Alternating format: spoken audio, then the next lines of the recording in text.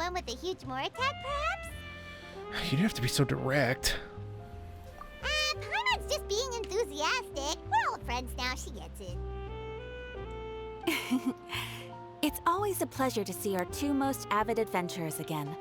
Looking for the next challenge, I see. Actually, we do in fact have a rather urgent commission that is still open. Having read the details, however, I don't believe you'd consider it to be lucrative. Don't worry about that. We were just kidding. So what's the situation? To put it simply, the requester is looking for a temporary replacement actress for their musical. The original cast member ran into some issues and is currently unable to perform the role. But the troupe has also been experiencing some financial difficulties, so unfortunately they cannot afford to pay the replacement actress. Sounds about right. That does sound like a tricky situation. So basically they're looking for a volunteer? That's right. Our adventurers reached out to many actresses, but none of them were willing to take the job. There are only a few days left until the performance. If they can't find someone in time, they'll probably have to postpone the show. And delays tend to create all sorts of new problems. One time I was in a show, we were doing Pirates of Penzance, and it was a fucking shit show. And there was a situation where I forget what happened, but someone got arrested. Someone got arrested, and someone got into a fight in the parking lot, and someone had to step in literally like 3 days before, which was so funny. And and so the show went on, but this is actually not uncommon. I also had another situation which was way sadder, where I was in the dressing room when a person had a heart attack, and I ran out and got somebody, and they came and they did CPR on him, and if I wasn't there, he would have died, which is crazy. And so the very next day, over the weekend, it was on like a Friday. It was a Friday dress, and we opened the next week. And so they called up, because everyone, the networks and the opera companies, they have the network of singers and stuff. And so they hired another guy that had done it a million different times. And he came in, and the show went off like as if he was never, like that guy had never had a heart attack. But it was so freaky. It was just so crazy. So anyway, this kind of stuff does happen like all the time. If you get sick, that's the thing. If you get sick, you're out. Like you can't. And then there's also like a whole different discussion on like the pay structure in opera and classical music, because you only get paid once you do the gig. So you do your first job, you do act 1, then you get your paycheck, and then you finish. Next day, you do the first act, you get your paycheck, and then you finish. And so you don't get paid for like the 4-ish weeks where, let's say you were at a rehearsal process for the entirety of a run, but then you get sick for the opening and get sick for the shows and you can't actually perform. You actually don't get paid, which is actually really fucked up when you think about it. Like that's like a huge issue. And I don't know if they're rectifying that or not, but there should be like some sort of compensation for, let's say you do get sick, especially in a post-pandemic world where it's like, well, I can't help that I got whatever sickness. I deserve to be paid for the work I did. But so it's really interesting. You didn't come in at a strange time. I'm explaining if they can't find someone in time, they'll probably have to postpone the show. Are they okay now? No, they're dead. But Got it. Oh, this one's a doozy. But yeah. Traveler, any ideas? Even if we took the commission, neither of us have any experience starring in musicals. Very true. If you're interested in helping, why not start by having a chat with the requester? He's right over there. Well, you guys don't like talking about death? Maybe you can't fill the role yourselves, but you might be able to help him figure out another solution. Maybe there's something he hasn't thought of. Yeah, he had a subsequent heart attack years later. Oh, it's that guy, huh? No wonder, he looks like he just ate a sour lemon. Hyman approves, let's go! Hello there, are you the guy looking for a new actress? Wait, I know you two! Are you really willing to act in my musical? Wow, sounds like we're pretty famous in Fontaine already. But to answer your question, neither of us have any experience in musicals. But we heard that you're in a bit of a bind, so we figured we could at least try to help you think of a solution. Ah, I see. It's okay. I knew that asking for a volunteer was a long shot. If we can't find someone to step in, we'll have no choice but to cancel the show. It would be such a shame. Marco does. Can't you cover the budget for a new actress with ticket fees? That's the thing. We're not some high-profile theater troupe, just a group of amateur enthusiasts. All our sets and props are very crude. We're grateful enough just to get an audience, never mind ticket fees. If we had a way to make this profitable, things might have turned out differently. But ragtag But now, it looks inevitable that we'll disband. ragtag ensembles like this and like acting troops, I mean, they exist all across the United States and Europe. I mean, well, Europe is funded by the government, so financially speaking, going to Germany, I guess, or France. France, the benefits for the French are wonderful when it comes to performing in choirs. Like I remember when I was there for that last gig I did in 2019. Everybody there, if you work a certain amount of time, you actually have to go on a vacation, which is really interesting. And then when everything shuts down, they also go on a vacation themselves. And I forget, but the protections for the French singers and the French chorus is actually phenomenal. And in fact, a part of your fee when you're in the French system gets removed, and it gets put into this separate thing, which is basically like your vacation fee. So like they literally set aside money for me when I did this gig, that I had to like call and tell them that I was a US citizen, so I didn't need to have it stored away, and you can use that. So like the government protections for performing and things are actually way better than certainly in the United States. And so it's kind of funny to hear this in Fontaine, a region that's based off of France, since there would be protections in place. But troops like this existed all the time. And if you go back even to the Commedia dell'arte time period, that whole... Oh, the weather changed. That whole... Hey, Gower, what's up? The cool thing, too, is that... there are troops like this everywhere, and Commedia dell'arte was a huge component of Italian culture, certainly back in the, I forget the exact dates, but like in the early days, I want to say like 1800s maybe. And so those were actually acting troops that literally just went from town to town, as you've seen from, my video about the Harbingers, but also, yeah, like if you ever seen the opera I Pagliacci, that is based off of a comedy troupe, and obviously that goes terribly wrong, and there's jealousy and rage and stuff. But anyway, point being that like the troop system is very common, so that's fun. Disband? You're splitting up the troupe? Oh, I guess the lady at the Adventurers Guild didn't tell you? Yeah, this is supposed to be our final show together as a troupe. One last show. And after that, we go our separate ways. So we were really hoping to end on a high note. Nobody wants things to just fizzle out.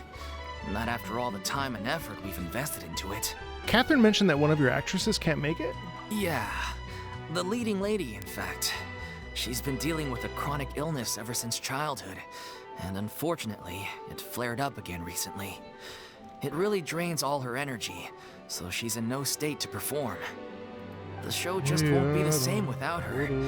But for everyone else's sake, I still hope we can find a way to hold the performance on schedule. Oh, this could be about troubadours. Yeah, you're right, actually. Got it. We have a clear In picture theory. now. Let's see if we can come up with any ideas.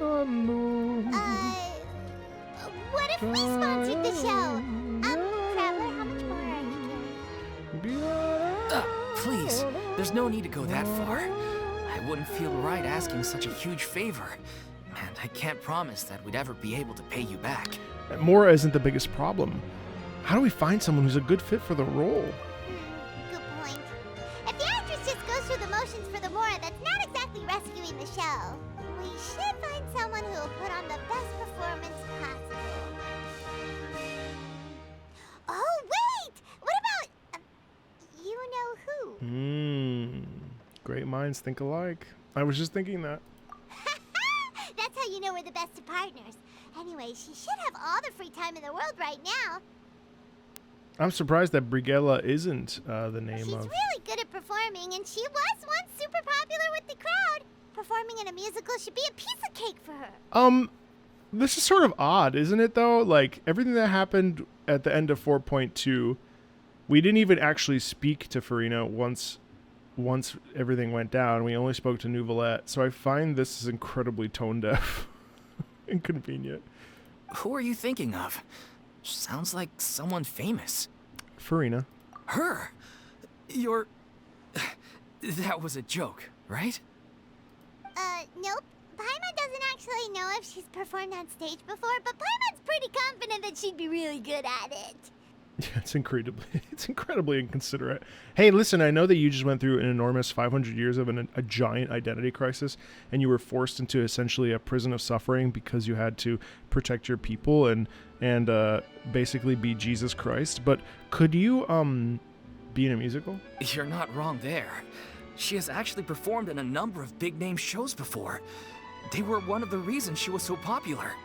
But even if she's no longer the Hydro Archon, it's not like she's suddenly a commoner. She's still an idol to many people in Fontaine, including myself. I just think Lady Furina might feel a bit out of place in an amateur troupe like ours. Are you prepared to do whatever it takes? Well, yes, but...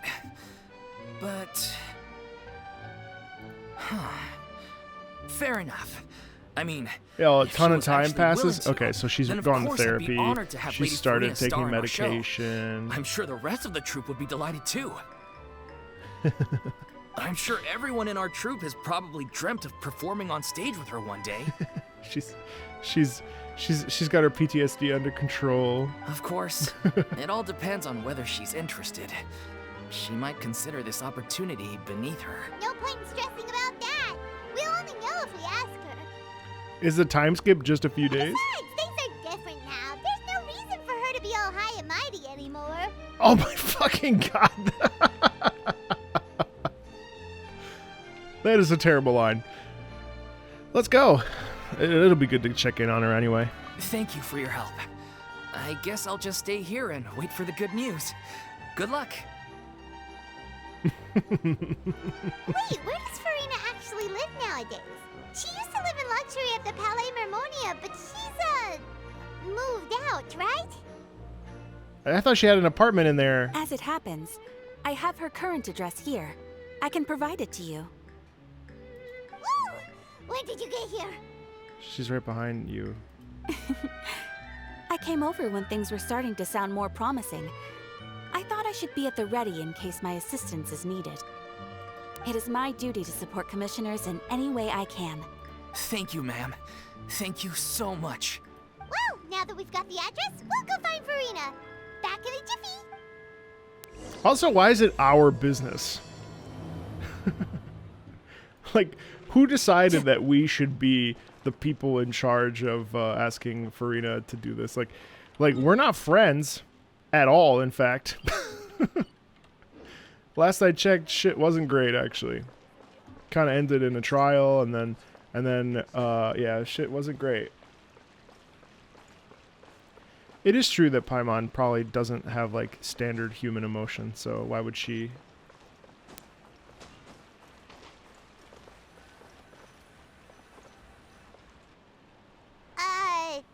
Did Catherine really give us the right address? She lives here? Not that there's anything wrong with this place, it's just, a bit of a step down from the Palais Mermonia. You know, it's common courtesy to make sure the homeowner isn't in earshot when you're denigrating their abode.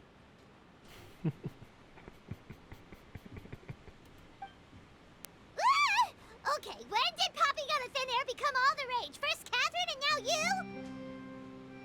I was just out on a shopping trip. I ran out of macaroni, so I went to grab a few more bags. I love how Amber just said macaroni. That is adorable. She said macaroni. Ugh, Amber. I used to have a much wider range of choices when it came to food. But now I'm finding that simple, traditional home cooking can be quite delicious too. Aww. Don't you get sick of eating macaroni every day? Not at all. As long as you have different kinds of sauces in, you can have macaroni and tomato sauce one week, Macaroni and bolognese the next. Oh, sounds like you're really struggling to cope. What the fuck?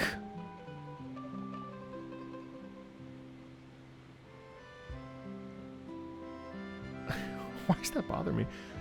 Is it because you have to do all your own cooking now? How rude! Yeah, that's fucking Questioning offensive. my cooking skills. The audacity. Man, it sounds like the YouTube comments section.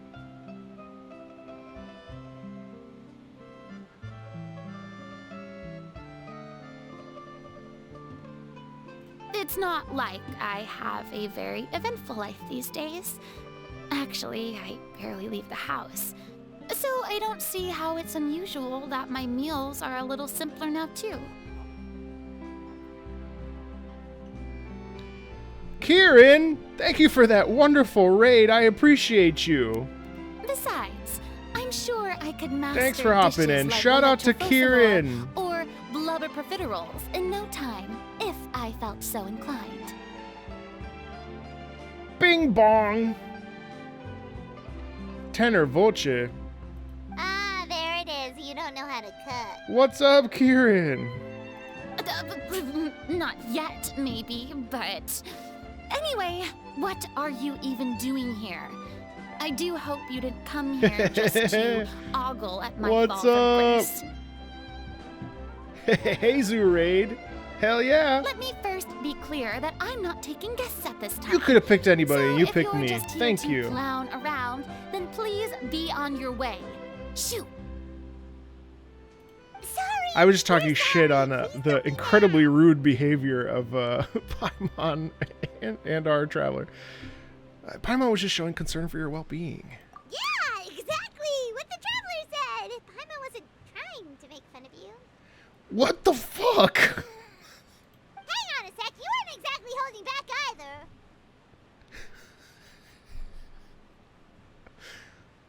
So, that's not important. I did pull for Furina. We actually came here to ask you for your help. My help? Well, maybe you're forgetting that I'm no longer the mighty Hydro Archon. I don't even have a vision, you know. Don't worry. It's nothing that serious. It's just very specific, and you're the one with the power to help. If not you, then no one. You're the only person for the job. Oh? Well, if that's the case, then Pity was Fine. not kind to me, no. I'll spare you the It lecture was about 100 your attitude It was just 100 now. pulls. So tell me, Actually, you know what's funny? what specifically makes this matter so specific? Furina, after like 4 days, is actually incredibly lucid, which I find incredibly interesting. She's had a complete 180 in terms of her character. I do love this theme though, holy shit.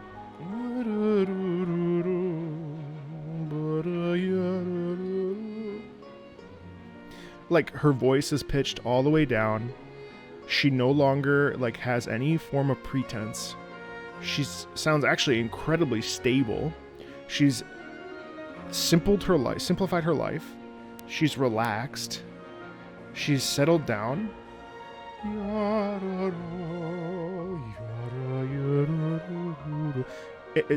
So that's interesting because it's only been like 4 days. She finally gets to like step into herself, right? And step into like what it means to be herself and a person in the world. It's just interesting.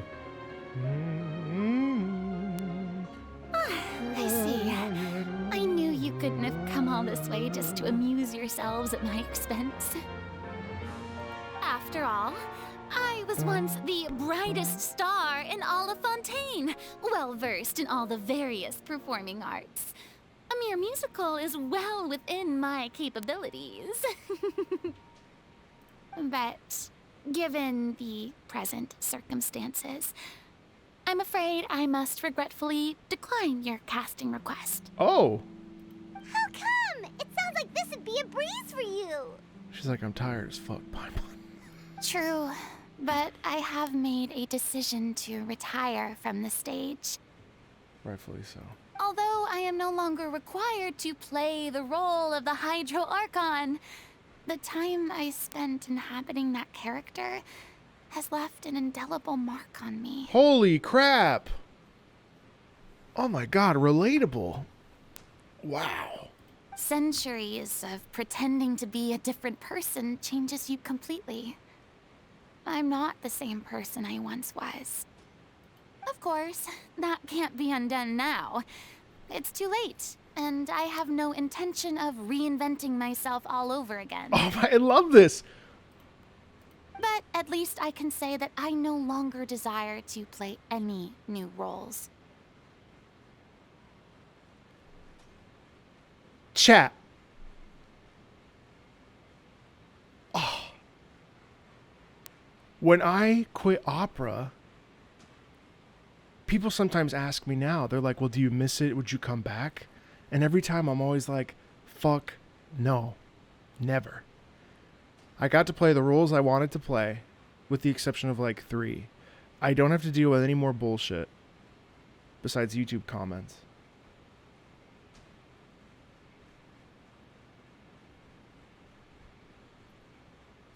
I'm just being silly. I'm being silly. But I'm being silly. Someone is going to comment about that. I'm just kidding. But like that's crazy because when something is a part of you for so long, and I'm sure many of you have the same experiences, but when something is part of you for so long, it becomes your entire identity. And especially a career in performance where everything you do is viewed, everything you do is projected, everything you do is seen, and you have to be perfect all the time. And so in this particular case, this character, Furina, had to play that role perfectly. No one could know the truth. No one could see what the reality was. And in opera, I always had to dress up in my tuxedo. I always had to look like I was rich. I always had to look like I was always on top of my shit. I could never let people like see my vulnerability. I could never like be too honest. You be a little honest. Don't be too honest, because then that could get you in trouble. You never want to talk shit on an opera company. You never want to talk shit about directors, even though they are physically, sexually, and mentally abusive. You never want to do anything that could possibly stall your career out. You always want to say yes to everything, because if you say no, then it means you're not really invested. All of this pressure exists in this little like keg, this little powder keg. And when that thing goes, and when you decide, I was 30, and I was coming back from France, and I called my mentor up, and I said, listen, I don't know what to do. Like, I just got done with this gig. It was arduous. I was in France for 7 weeks alone. I didn't speak the language, although I did learn. Bonsoir à tous. Je m'appelle Marco. J'aime beaucoup le grignots. I was isolated alone, and I just was like, this is going to be the rest of my life, and my anxiety is not getting better, it's actually getting worse. And I don't know how to bounce back from that. I don't know how to recover. I don't know what do I do? My entire identity is this career. I know a guy, and I don't know if this is actually fully true, but the ring, he's got a ring, and the ring is him being married to his art, not being married to a person. And so like there are sacrifices that have to be made. A point being, like, Furina's like, I don't want to do this because this reminds me of my past. I don't need to go back and play a role, which I just did for 500 years. Why would I want to be on a stage right now? So anyway, long story short, you're here because this relates to me. So, and because it's really good. So I just find it really interesting, the parallel there. That's really crazy. Paimon can understand. Oh, it's not a serious moment. I'm just sharing about my grignots or chicken wings. I was just sharing my story. But this is just a one-off part to fill in for someone who's sick. Surely that's okay. Cuckoo. Did I say something wrong? I don't think so. Whether it's a one-off or not, It's a boundary that I've committed to no longer Exactly. cross. Exactly. I had coffee with someone and he was like, "Would you come back? I mean, I need this role covered. Would you be we were sitting in a park in Philadelphia and he's like, "I need this role covered. Would you come on and just sing it?" And I was like, "Nah, man. I'm good. Like I don't ever want to. Thank you for the hydro redeem. I never want to go be on stage professionally ever again. However, do have a cover for you tomorrow of me singing.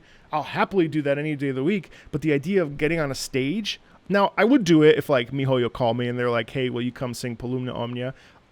Of course. But in the case of like being a professional performer, singer, never ever again. I never want to do that again. If I make an exception to the rule now, I'm just leaving a back door for myself, which would be the same as not having a boundary in Right, the first because it's a place. slippery slope because you can theoretically always come back. But the question is, it's funny because I had a mentor who was like, I was like, I could come back in like 10 years because I'm a pretty rare voice type. And I know that I could come back because as a tenor, like I could just train and my voice is still there. My chops are still there. It's a little bit not as clean as it used to be, but like, I've also aged. So like all the roles that I was hoping I would sing, I could actually sing now, which is absolutely nuts to think about. So you can always come back, but the problem is that opera, for instance, it's like a gold mine, and there are the carts in the mine, and there's always someone behind you and there's always someone ahead of you. And if you take your cart and hop off the tracks, you got to go all the way back to the back. Especially if like contacts leave opera companies, the people die, things change. Like you can't necessarily get back to where you were. You could, but I don't think it's even worth it, frankly. So I'm not going to perform, and that is that. Good girl. Okay, guess there's no convincing you. Well, is there anything else we can do to help out the troupe? Otherwise, they'll just have I'm to a tenor. disband without any fanfare. I hope Hoyo will invite you to be a playable character. From your text to God's ears. Do you know any other actors who might be interested in the role? Nope. Short and to the point. Okay. Marco knows how to doing voice job? Yes. Thanks, Atlas. I've never been great at maintaining relationships. Besides, anyone I've ever worked with probably couldn't wait to get rid of me. Damn. Since I'm just an ordinary person now, they'll probably just laugh in my face if I go asking them for help. You shouldn't assume the worst of people. What's wrong with making one exception? Look, I'm sorry, okay? I'm sorry I drew a line in the Nice, sand Sav. without thinking about every possible grain on the other side. Why are they shouldn't press her that much. That's super disrespectful. Which is interesting. Yes, I am a fully fledged voice actor. I also have another role that I can't announce yet. Not in Genshin. That is extremely sizable. But it's not out yet, so I can't talk about it. But I have voiced things for commercials and other things too. So yes, I am a voice actor. Though I've done NPCs in Genshin and Dvorak and maybe more. We'll see. Well, is there anything else we can do? This performance really means a lot to the guy we're working for. Fuck, bro. Shut. Have I not made myself clear? You're barking up the wrong tree. I don't want this job, nor do I know of anyone else who would. No, it's not Wuthering Waves. So don't worry about it. Sorry. I wish. I didn't mean for that to sound so harsh. I wish I could help, really. But if I thought I had the answer to this problem, I would have said so by now. It's all right, Furina. Paimon just wanted to make sure we tried everything. Oh, everyone in the troupe will be so disappointed. Bro! What the fuck? Yeah, I guess that's all we can do now. Oh my god, the Alright, guild then, trip! See you around, Furina. Man, I would be like, fuck you guys, and I would never talk to them ever again. Toodaloo to you, too. I'm going... Oh god, that's rough.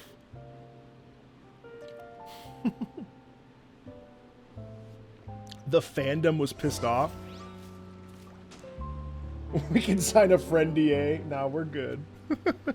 You'll know soon enough. It's too bad, but we have to respect Furina's decision. Maybe the thought of performing brings up too many painful memories now. Indeed.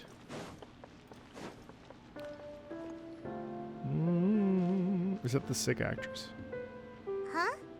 What's going on? Are they arguing? That's besides the point.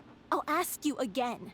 Why did you start looking for a replacement without my consent? Oh, God! When did I tell you I'm going to take a step back? Oh, God! What the fuck? You didn't need to say it. We've known each other for how long now? We know the signs. But you never tell us about your illness, even when it's clearly flaring up. Oh, man, that is so bad. And that gives you the right to make a decision on my behalf? This is not real, though, because in the real world, no actress, no opera singer is going to go up to an impresario or a general director and be like, how dare you? Oh, man, fiction. Shortly after you left, the troupe's lead actress came to the Adventurers Guild. She believes that she's healthy enough to perform. Excuse me, but can you both take a moment to discuss something else for now? The adventurer assigned to your commission has returned. What did I say about the abusive thing again? Yeah, oh yeah. Sorry, I was just dealing with a little misunderstanding. So, how did your conversation with Furina go? Sadly, it's a no from her. We tried to persuade her, but she wasn't having it. She doesn't want to play the role for personal reasons. I see. Well, circumstances have changed a little, so maybe that's not such bad news after all. You see, our leading lady has just informed me that she's well enough to make it to the show after all. Staging the musical with the full original cast was always the dream, of course. Oh, right! Sounds like everything worked itself out then. Imagine if we had managed to convince Furina to join, though. Only for her to find out she's no longer needed. Yeah, she'd be livid. We'd get the scolding of a lifetime. What? Are you talking about this guy? This is what I'm supposed to be looking at? Jeez, is Lady Furina really so harsh with people? Only joking, calm down. So, guess we can consider this case closed now, huh? Despite the fact that we failed to complete the commission, look at the we background. We're still racking our brains for ideas on the way back here. What am I looking at? Look, there's no point arguing with you about this anymore. Did I miss something? You've made yourself very clear, so I'll stop looking for a replacement. This is the last chance we have, though. Damn. If your illness flares up again, there won't be time to find anyone to replace you. So, are you absolutely sure you'll be able to handle it? The whole team is putting everything they have into this final performance. Oh, God, stop! We have to make sure it goes ahead. Oh, my God, this is triggering. Yes, I'm completely confident. I've been taking a new medication from the doctor, and it's working brilliantly. I'll definitely be able to tough it out until the performance day. I share everyone's desire to commemorate all our years as a troupe with a proper farewell show. So the last thing I want is to be left out. Every one of us thinks of this troupe as their home, myself included. You're right. I'm sorry. I let myself get too worried about the show.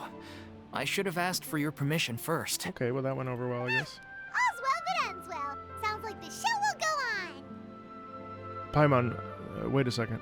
Wait here a second. Sure. Oh, there's our friend. Hey, how did What you... the fuck? I was just passing by because I realized I forgot a couple of items on my shopping list. Why is he grabbing her? All right, I'm coming. No need to drag me. Oh, Furina's ribbon was poking. I Hello, see. one and all. I couldn't help but overhear your conversation just now. Furina? Didn't you say you were gonna take a rest at home? What are you Hey, doing Chrissy, here? how you doing? I was just ever so slightly concerned about the situation you mentioned. Yes, a teensy bit concerned. When you came to talk with me earlier, I jumped right to explaining my position and said some strongly worded things. And all before I even had a full grasp of the situation. Anyway, I just feel a bit bad about how it went down. I'm sorry, Chad, I'm gonna Paimon. eat an apple. If you don't like this sound, well, I'll mute.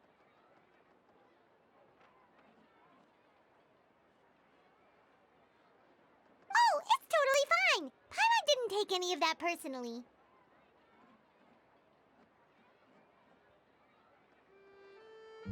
You really have a knack for asking the most uncomfortable questions, don't you?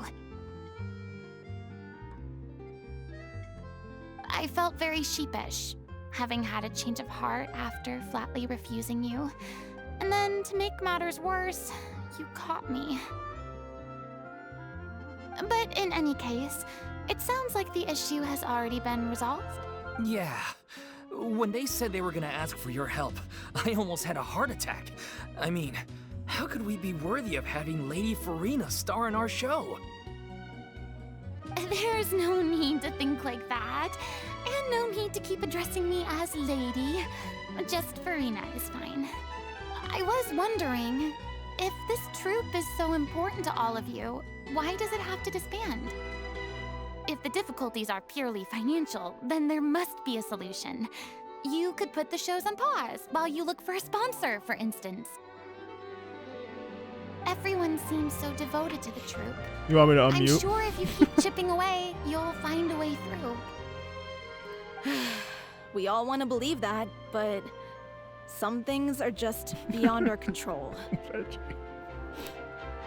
Everything's been going downhill ever since we lost You our want that director. crunch? She was the heart and soul of our troupe. She kept us going. Her name was O'Reilly, and she was the founder as well as the artistic director of our troupe.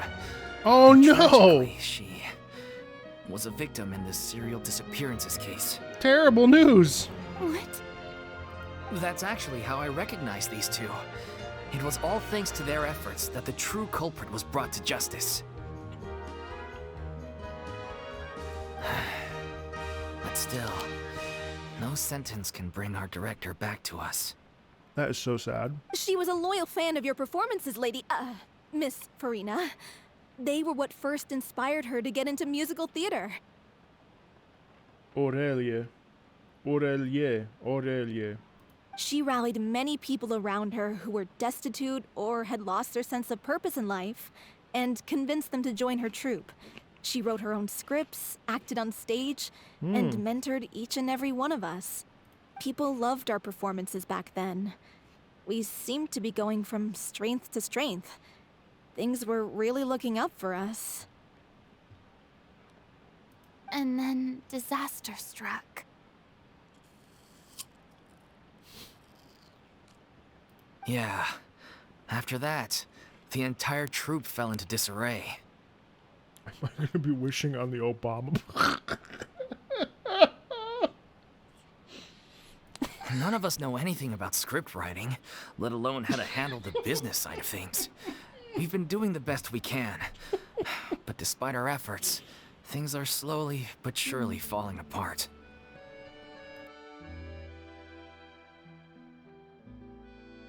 It's agonizing, but ultimately, we'd rather end things now on our own terms than stick it out to the bitter end and watch all our dreams turn to dust. Oh. What a terrible waste. A gifted artist from humble beginnings who achieved so much and no doubt had much more to give. And then her life was so cruelly taken. I suppose it's fair to say then that this final show, besides being your farewell to the stage, is also your final gift for her? Yes, exactly. We all miss her terribly.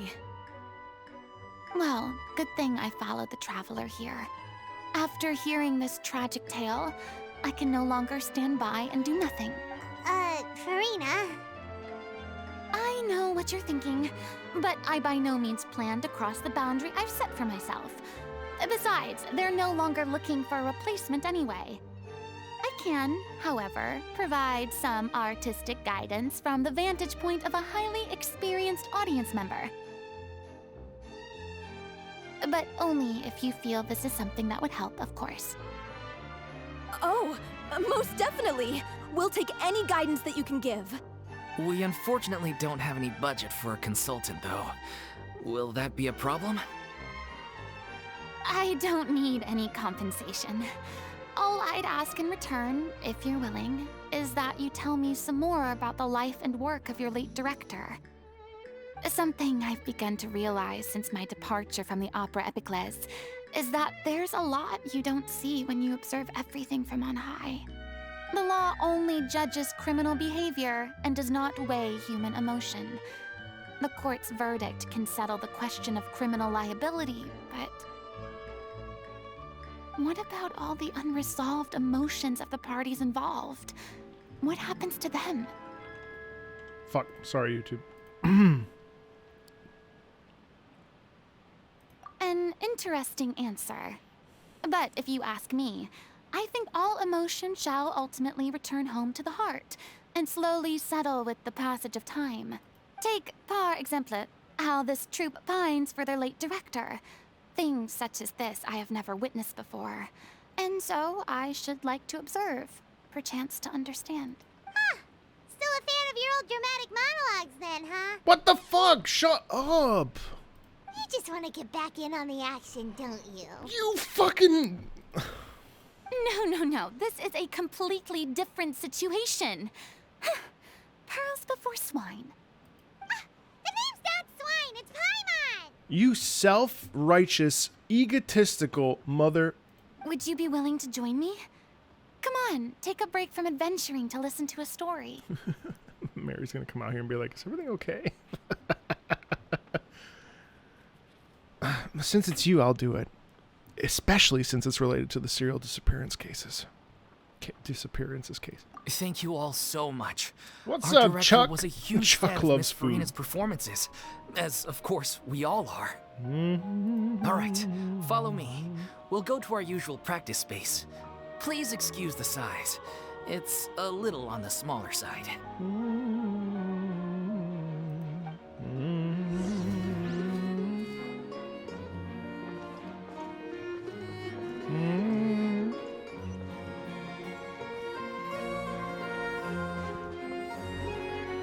Well, I can absolutely, with 1,000% reassurance, tell you that as a former, as a professional who left the stage, if someone spoke to me that way, I would punch a motherfucker. Like, that is offensive as fuck. I wouldn't punch anybody, but I would get very angry. It's just so disrespectful. And I get that it's a game, so like I'm not like taking it personally, obviously, because it's not serious. But like, it's just kind of like, bruh, that is rough. Like, that is not nice. like that's full on rude bullshit right there. I don't know. But I think it's beautiful that Furina's like, you know, I understand, I sympathize, I can't believe that she was a part of that terrible tragedy, like, what can I do to help? And an artistic consultant is something that's very common in the opera world, and it's very common for, like, Renee Fleming does it for Chicago Lyric. Good role. Like, All Larry right, maybe I'll Brownlee's take done one it for more Philly day off Opera, I think. knock And, like, out you the know, rest you of get the work people once and I'm they... feeling up to it. I'm speaking. People will come and you know, they'll advise us young singers, or it's something I would love to do, honestly, be a consultant, but no one's going to have me because I, unfortunately, at this stage in the game, I'm a little bit too honest, which is not always good when it comes to opera and like bad behavior. People still want to follow the status quo, and you know.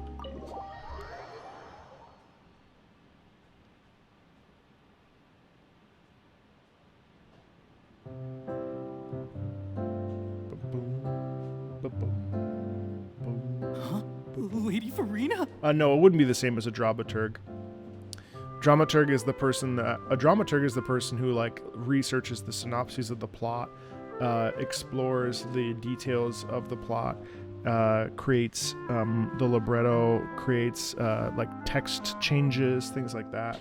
That's this very specific role of a dramaturg when it comes to stuff.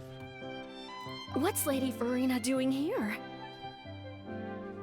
Hello all. Oh wait, I forgot I have a Allow me line to in this explain. in this As of today, Lady Miss Furina will be supporting our production. I think it's at the end of Little the show. I have a in line. the role of artistic consultant. These two over here are the ones that made it possible. They kindly reached out to Miss Furina on our behalf. I'm sure they need no This OST is introduction. beautiful. You bet! That was the trial of the century! It's very You helped it's bring very our excited, director's you know. murderer I to love that sound justice. quality, We can't thank you enough. especially with that upper. Oh, please don't mention it. Upper We're just clarinet, I here to join think. in on the fun. I was So, very you were saying recognizable. The little Oceanid?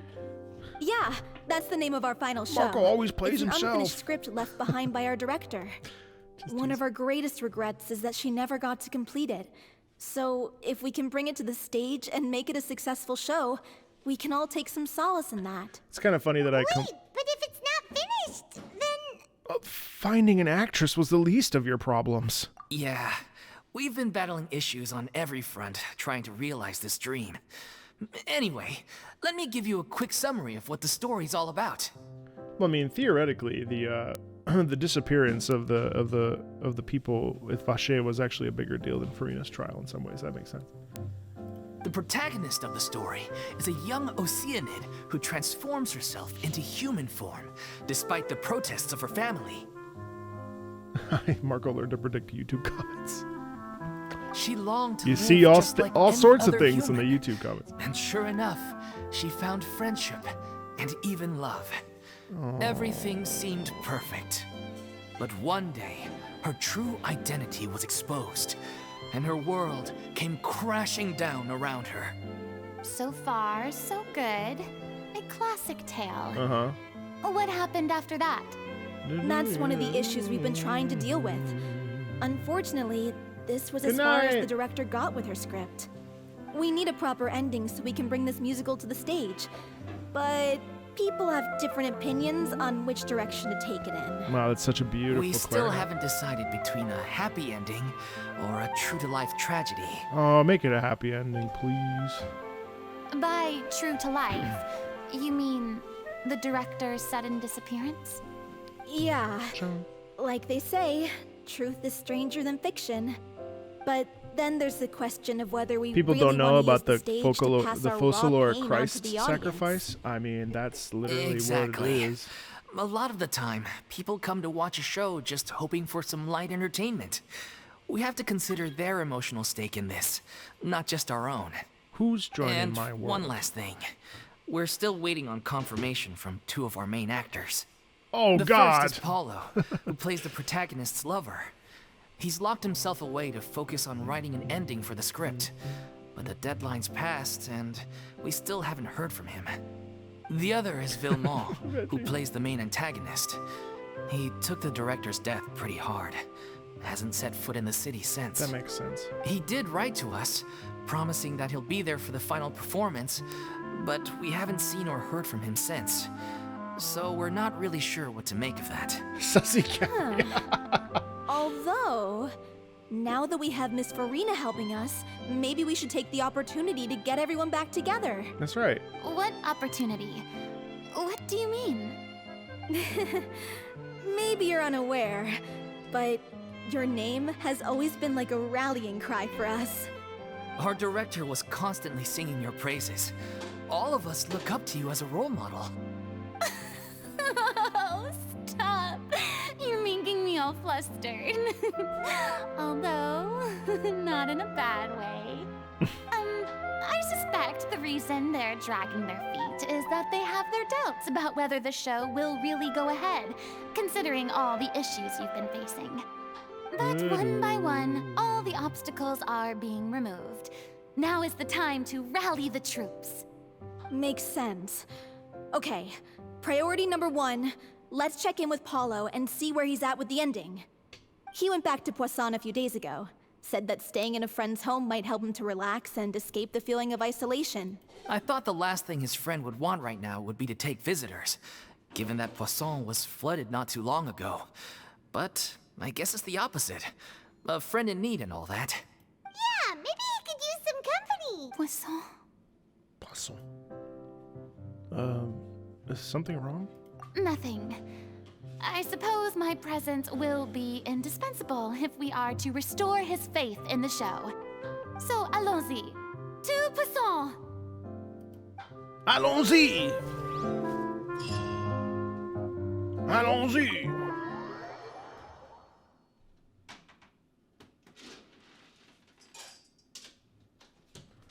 Allons-y!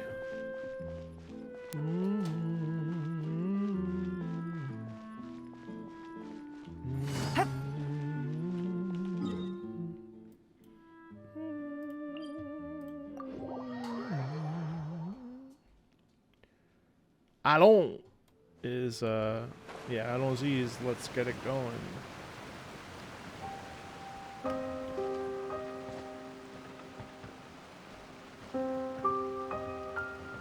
Well, yeah, don't forget that we also get forced. The amount of shit I got for saying Dvorak when it's like it's Dvorak or Dvorak. Dvorak. The amount of shit I got, I just stopped answering after a certain point. I was like, all right, you guys, be angry. I don't care. But it's actually not on the director. It's on so many more issues than that. It's on localization. There's like 5 people in the room, and everyone has to sound the same.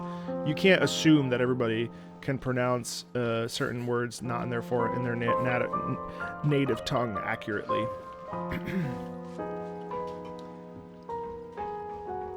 So that's the problem with that. Dvorak. Tartaglia is truly an abomination. That is a terrible If I mispronunciation. remember correctly, there is no reason why this is where he's staying. There is no. I'm gonna get on my soapbox. There is zero reason to say Tartaglia. You can say Tartaglia. Tartaglia is not hard.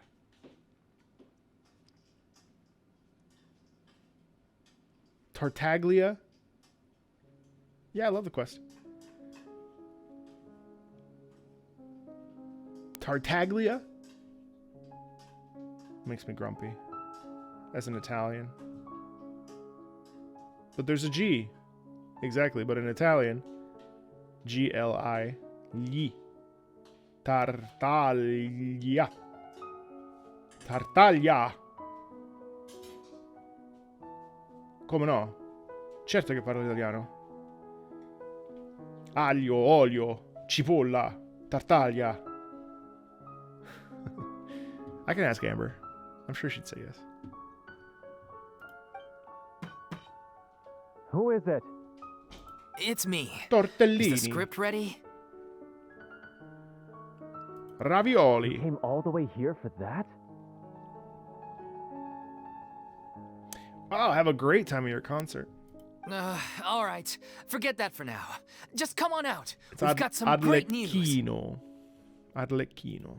Nice try. CH is a K sound. Look, just give me some time, okay? I'm just wrapping up this last part of the script. I'll be out once I'm done. Okay, then. Looking forward to your masterpiece. So, as expected, he's missed the deadline. Polpette al sugo. The ending is one of the most important parts of the show.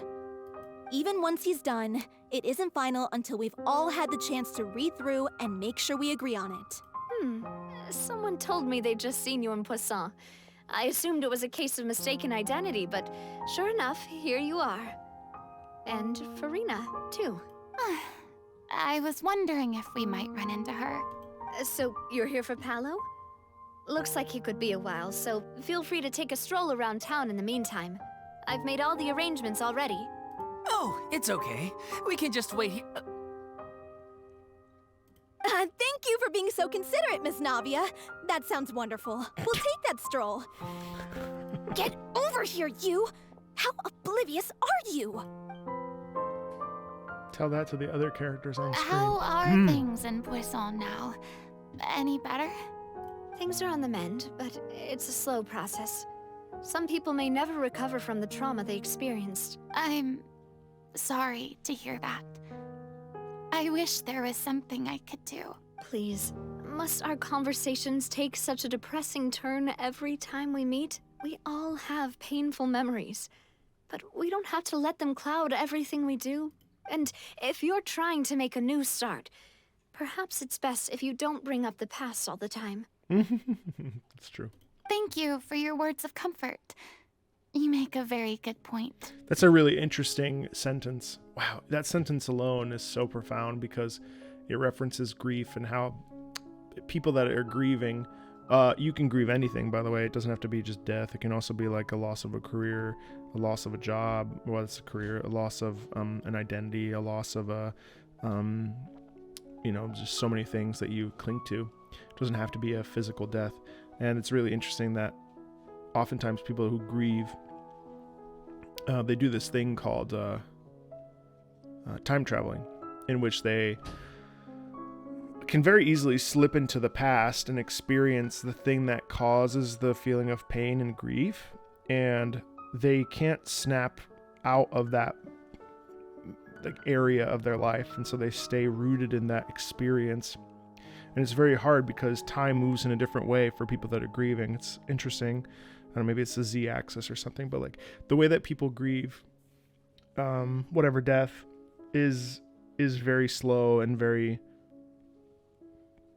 like they're here, but everybody else around them is like over here. And it's an interesting sentence.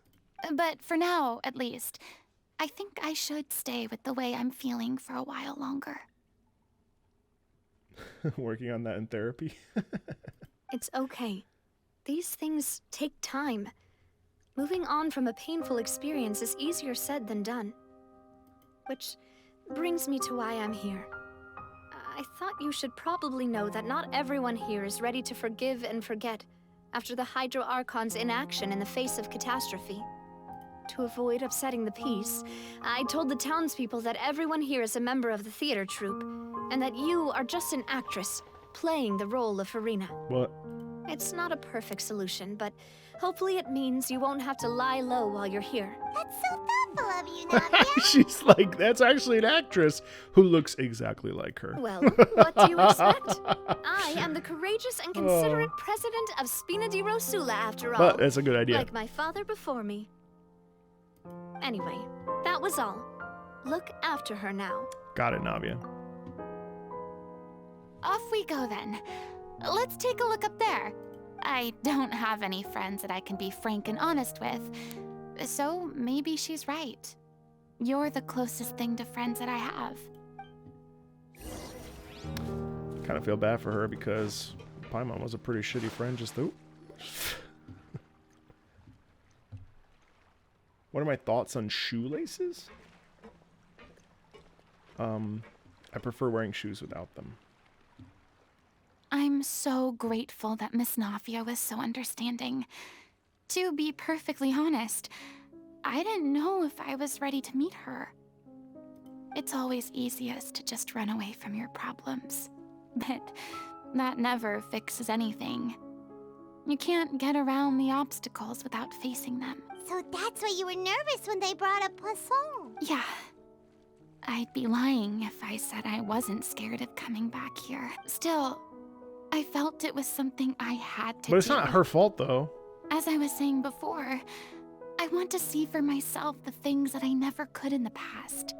I'd be overjoyed if the people here could find it in their hearts to forgive me. But they're more likely to unleash a tirade of vitriol against me. Which, of course, I completely understand and accept. I'm sure some people didn't buy Navia's lie. Yeah, I can tell people are watching me. I'm sure some people here see the idea of someone coming to Poisson dressed as the Hydro Archon as extremely disrespectful. I used to be terrified of the gaze of other people, especially when they had suspicion or resentment in their eye. I guess I wasn't quite ready for this after all. I mean, that's a huge burden. I wouldn't I'm not blame surprised you're making yourself go through all of this. you. Maybe you've taken on a bit too much in one go?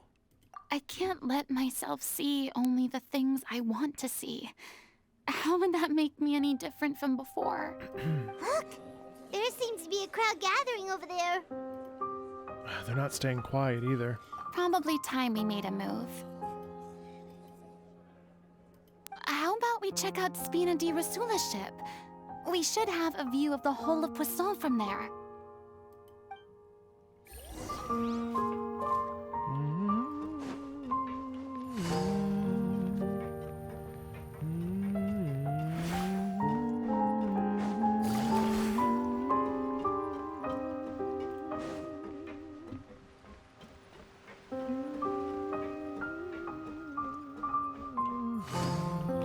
Yeah, I feel like Navia has oh shit.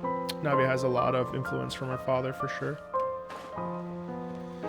She really, like, I think his, like, morals and the ideals that he probably raised her with, or he remind her of him. I'm sorry. You probably just wanted a relaxing stroll. And here I am dumping all this heavy stuff on you. We don't mind. It's actually refreshing to see a different side of you. Yeah, dump away. Great.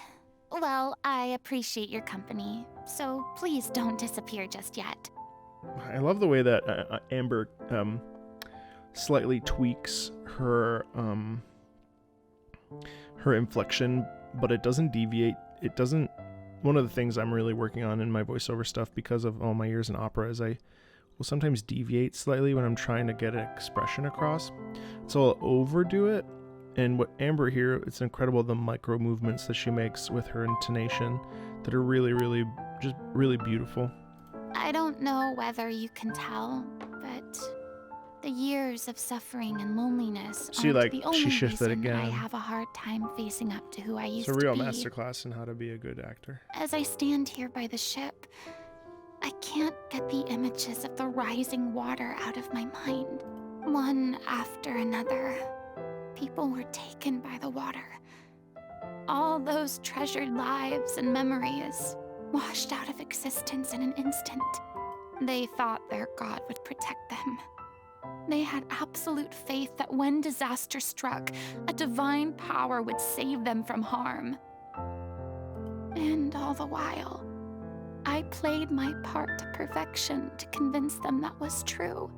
But then the floodwaters finally came, and the Hydro Archon did nothing. And also, this is her voice print. Like, she sounds like this. Like, this is how she talks. Slightly higher pitched, but this is basically it. You shouldn't look at it like that. You were only doing your duty. Don't be so harsh on yourself. I've had to go through so many moments like that for the sake of protecting the truth. As time went on, it got harder and harder to bear. And eventually, I realized I had nothing left except the truth. I became terrified of completely failing in my task, and was haunted by the thought of being left all alone, weeping on my throne. Beautiful piano here. Fortunately, we were super able vulnerable to avoid sounding. the worst It has case such scenario, open. thanks to the help of heroic individuals such as yourselves. Everyone rose to their responsibilities, and I finally regained my freedom. But on some level, freedom also means no longer being needed. I have no further use to people. I would have never imagined you'd see it that way. Think of your freedom as your reward. A reward? Because now you can finally speak your heart. You don't have to be anguished and alone anymore. I guess so. Back then, I didn't even dare to dream about having someone to confide in. I was scared of someone recognizing me for who I truly was, and exposing the secret I swore to protect. Believe in the Furina you see on stage. She is the one you can trust. I had to keep all my feelings, all my curiosity about life to myself. No one could be allowed to know. That's what I really meant when I said I'm no good at maintaining relationships. So that's where you were coming from. Paimon totally thought you were just a bit of a diva at heart. You Could you please get off my case? I don't know what's gotten into you today. I'm making an effort here. You could at least try to do the same. What Paimon meant to say was she doesn't like to see you down. Do you feel better having gotten all this off your chest? I do. I once had nothing but the truth, and now I'm finally free to live my own life again. And even though I have no idea where I'm going right now, at least the choice is in my hands. Right. All right, it's about time to head back. Paulo should have finished the ending by now. Sure. Strap a helium balloon to Paimon and let her float to space.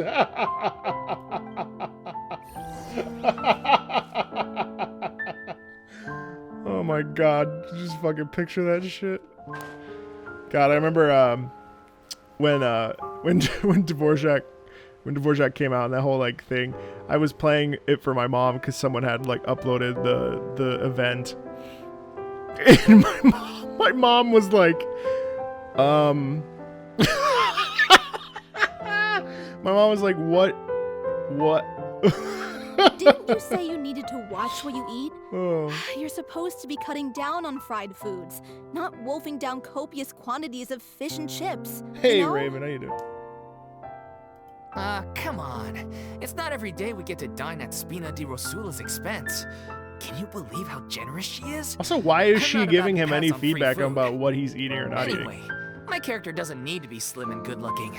That's your job. Oh, Jesus Christ! Are you kidding me right now? It's not your character's health I'm worried about, it's yours. I've spent my whole life battling the effects of ill health, and it kills me to watch you willingly ruin yours by filling yourself up with junk all the time. This stuff is so weird.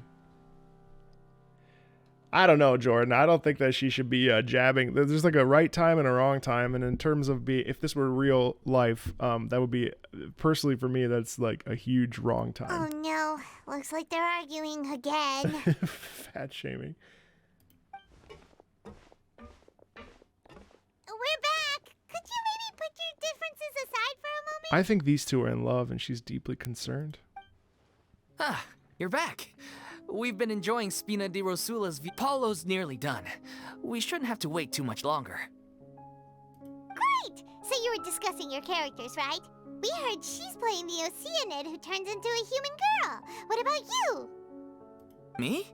I'm an Oceanid too.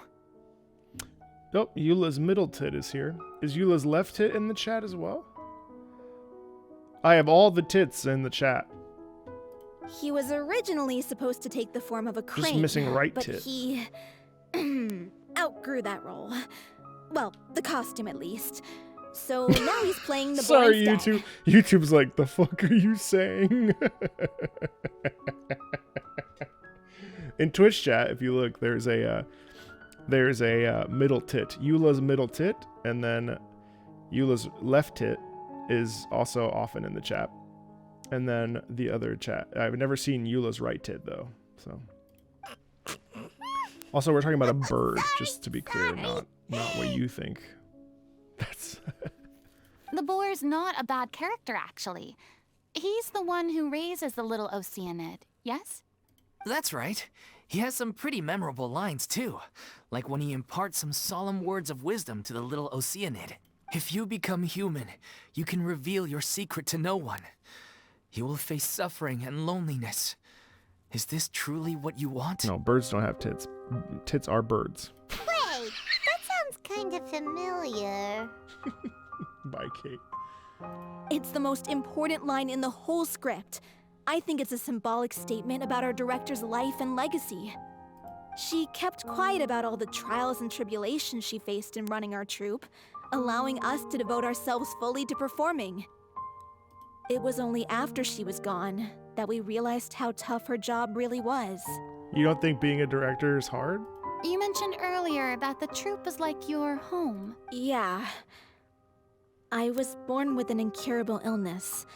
And oh no! once my family found out Oh, it couldn't be God. treated, they decided they didn't want me anymore. Oh God, that's terrible. I spent some years taking whatever work I could find and trying to manage my illness with various medicines. Oh my God.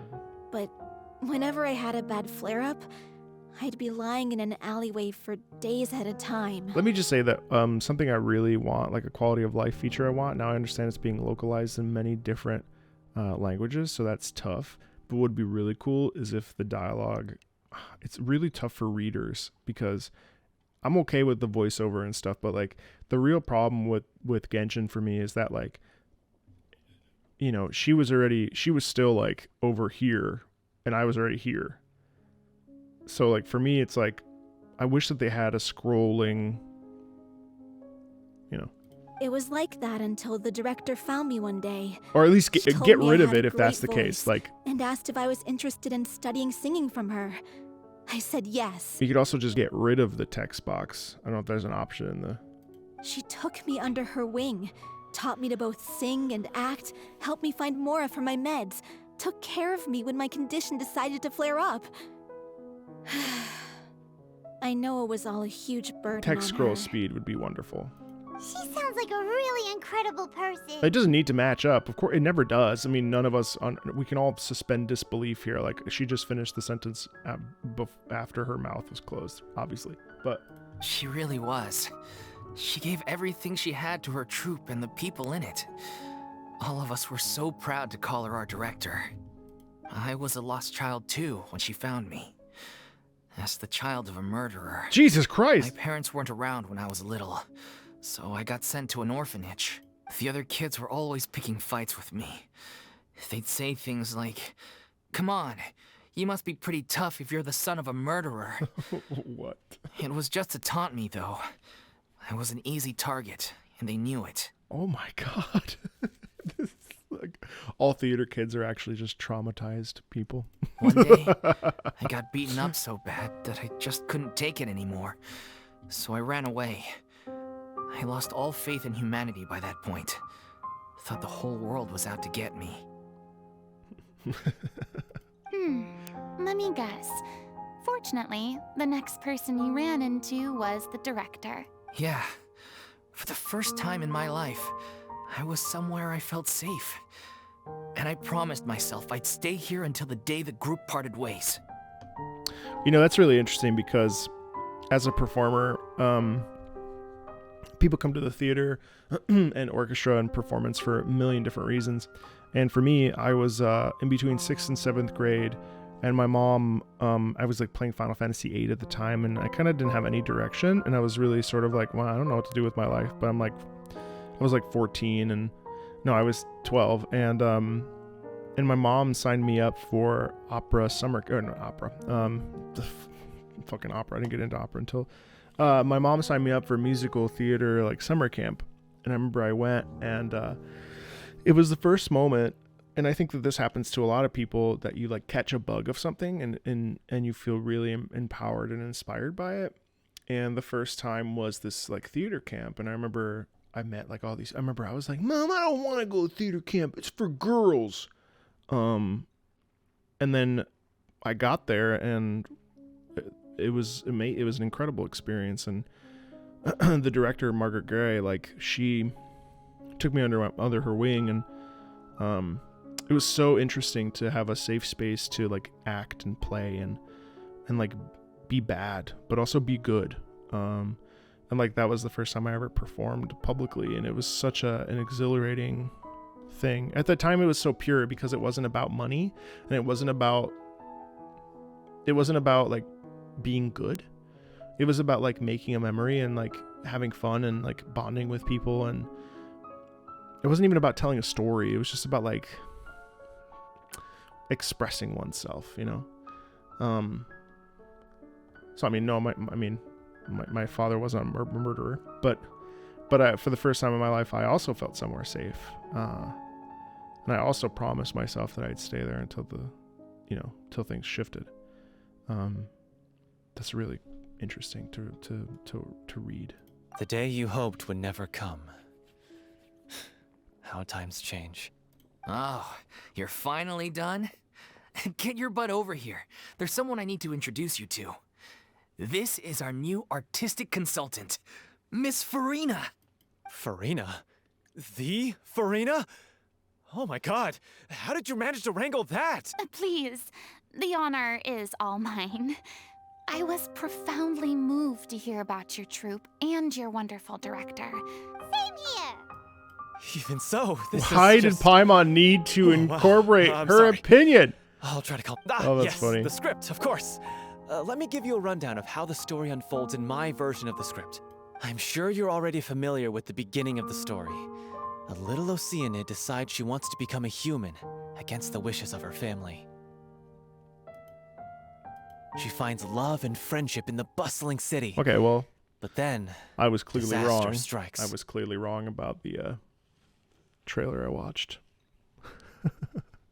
But it goes to show you in the trailer, I don't know if you've seen it on YouTube, but the point is, hey, Apochroma, how you doing? Welcome in. The point that video should say is that even though I was absolutely wrong about the plot and the stuff, you could create entire like scenes of your own through music. That should be inspiring. If you watch that video, I was completely wrong about the plot and about what happens and the little Vogelette scene. Obviously, it means one thing in the context, but imagine the power of music is that you can do whatever you want, you know? It's cool. There's no such thing as right or wrong, you guys, so you're very wrong, Ricky. Because it doesn't... Lenny, who cares? Point is that it doesn't matter. There's no such thing. Now, contextually, yes, I was wrong. But from an emotional and contextual perspective, there is no such thing. And if music can allow us to morph and to listen and to appreciate things in a different way, and that's the really exciting thing about music, is that music it doesn't have to be tied to the context. It doesn't have to be tied. You can go and listen to your favorite music and create your own amazing scenarios, and all of them can be right. And that's the beauty of music. But yes, no, I was completely wrong about the trailer. The people start to notice that all the fresh water in the surrounding area is slowly disappearing. No, the I soil was is wrong. becoming arid. I was wrong. Plants and flowers I are was withering, and the people begin to panic. Don't worry, everybody spoiled it for me, so I'm aware that I was wrong. The little Oceanid, Cleo, and her lover decide to do Just something make a about new it video about and it. investigate the truth of the matter together. In the end, they discover that all the waste and pollution created by humans over the years Oh my god, this has is caused depressing. the fresh water to flee the land, as if driven by a consciousness of its own. Consciousness? You mean the water is sentient? Water as a conscious entity. There's actually quite a few stories that explore this theme. Since the little Oceanid is a water spirit, she immediately understands how the water is feeling. She then tells her lover about her true identity, as well as the truth behind the crisis. Her lover accepts her for who she is, and works with her to find a way to bring the water back. However, unbeknownst to them, there were some people eavesdropping when she revealed her secret. Oh man, I would get just the most views if I made a video about how Furina, if I was like, Furina still sucks. Imagine the views on that sucker. The little Oceanid is accused of being directly responsible for driving the water away, and faces the greatest I wasn't dilemma wrong of her about life. Furina or something. And then? Yes, she was unbearable for me as well. In the end, she makes the brave Paimon, decision not to Furina. sacrifice herself to save her lover and the rest of humanity. There go your subscribers. Yeah, I already lost subscribers when I said that Fontaine 4.0 was better than Sumeru. How dare you? How dare you say that Sumeru was not as good as Fontaine? Huh? Unsubscribe. Cleo like a I did. villain? I lost like 10 Why would subscribers she to have that to video. save them after that? Well, she mainly wanted to save her lover, plus everyone who'd stood up for her. Through her love for her human partner, she was able to find an even greater love. One that extended to all of humanity. My favorite comments were, Surely the he didn't know. biggest strength of Cleo's character. Through her love for her human partner, she was able to find an even greater love, one that extended to all of humanity. Surely the biggest thing. Okay. There's actually something else that bothers me. You know the protagonist is supposed to represent the director, right? And she never had the chance to become a hero in our world. They didn't love Fontaine more than Sumero at 4.0. Now they do, I think. If we're serious about dedicating this show to her memory, we should make the ending as true to life as possible. And if we're being real, like, even though I think it was Act 3 of Sumero dragged on for what felt like an eternity, there is absolutely nothing that could be worse than 4.3. Absolutely nothing. Like, and I will stand by that. I will take that to the bank. You can leave me comments about it. 4.3 was terrible. I would play all of Sumero's story again happily.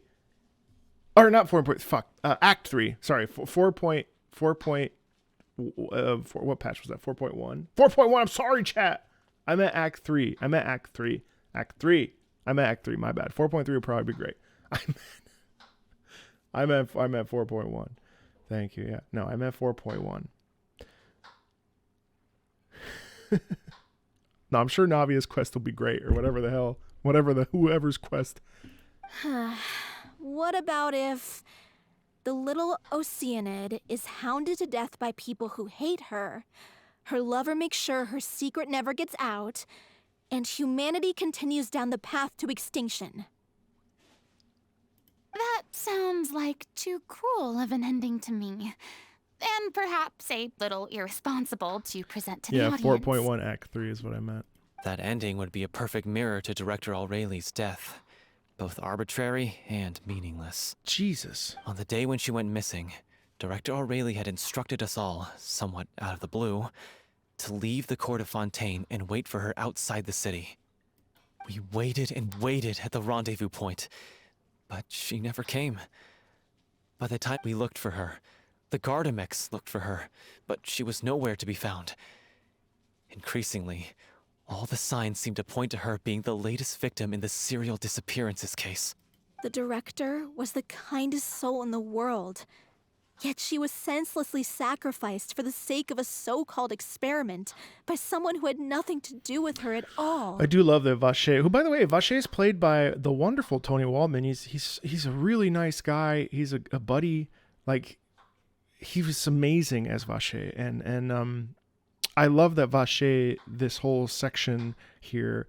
I love that court case in Act 1, which was so incredibly poignant, was such a beautiful setup for Fontaine. I love that has had ripple effects, because sometimes you play a character, an NPC, or there's like a sequence that occurs that just doesn't really, there's no stakes.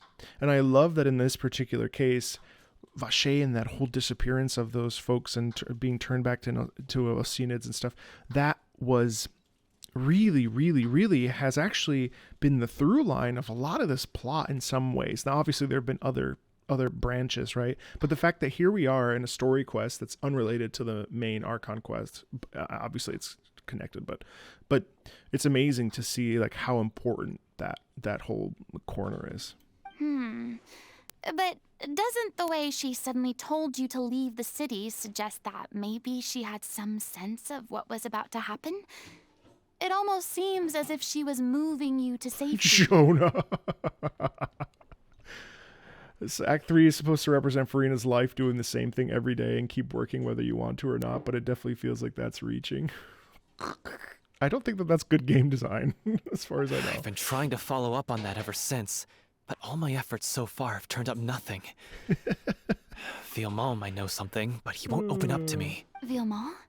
The one who's playing the role of the villain? Yeah. I'm sorry, I don't want to. I'm not poo-pooing anything. Grief.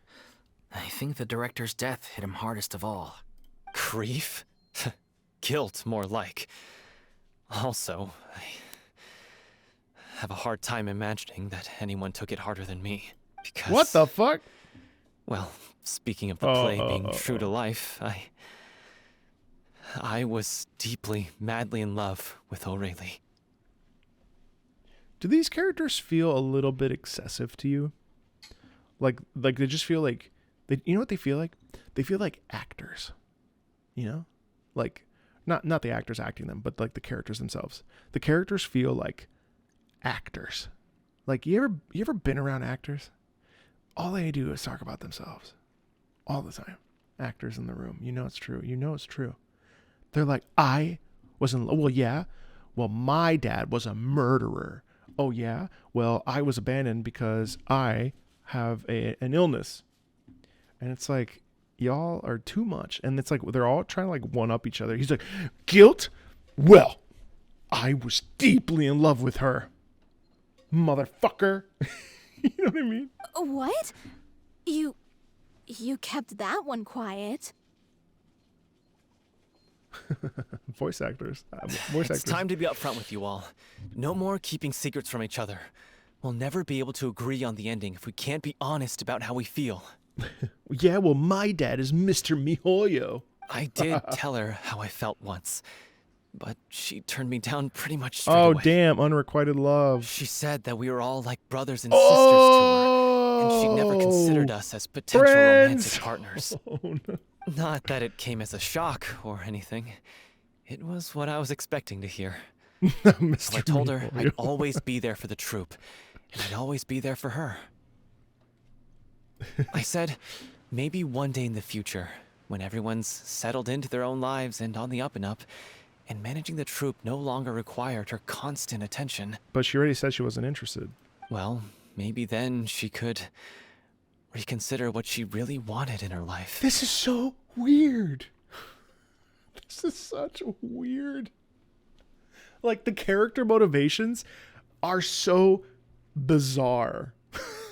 Like, she already said no, but yeah, this dude's like, Paolo's like, listen, when the troop is over, even though you just call me like a brother, like, surely you'll change your mind. And now, that day will never come. She wasn't interested. Paulo. So if I'm the one writing this ending, then I'm gonna make sure it does right by Oh, O'Reilly. God. I won't let anyone get in the way of that. Furina's the only case, normal person in this You have to straighten quest. things out with Vilmont once and for all, face to face. Oh, people are definitely like that in real life. We've all had our differences of opinion over the ending, but those two have never seen eye to eye on anything. One of them has to compromise if we're ever going to reach a final decision. Well, if that's where we're at, looks like it's time to go visit Vilmont. Vilmont. Are you ready to face the truth? I love how relaxed her voice is, too. Honestly, I'm slightly terrified. But for the sake of our final performance, I'll do whatever it takes. Furina's had like a week being an actual person, and she's more adjusted than these guys. Funny you should ask, though. You really do get what I'm going through right now. Bro, no, she doesn't. I certainly do. Oh. Come on, everyone. Allons-y. She's like, I certainly do. This fucking guy. Oh boy. Allons-y. One sec, chat. Oh, chat, you think like 45 more minutes, chat? You think 45 more?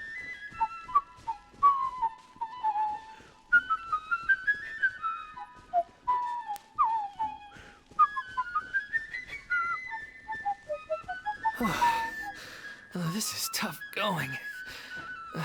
Delphi, are you sure you can manage in your condition? I could ask you the same question. This is actually gorgeous, too. Try to keep up. 40 should be alright. Alright, one sec. I gotta let Miss Meatball know. Miss Meatball!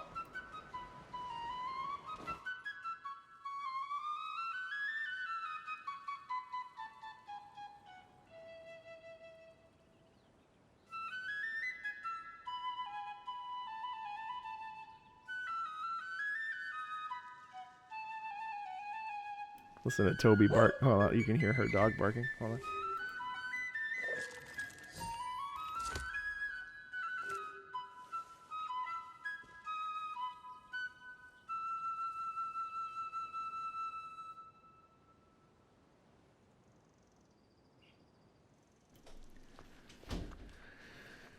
You heard Miss Meatball's dog, who absolutely hates my existence and would try to kill me if he could. Boo! Boo!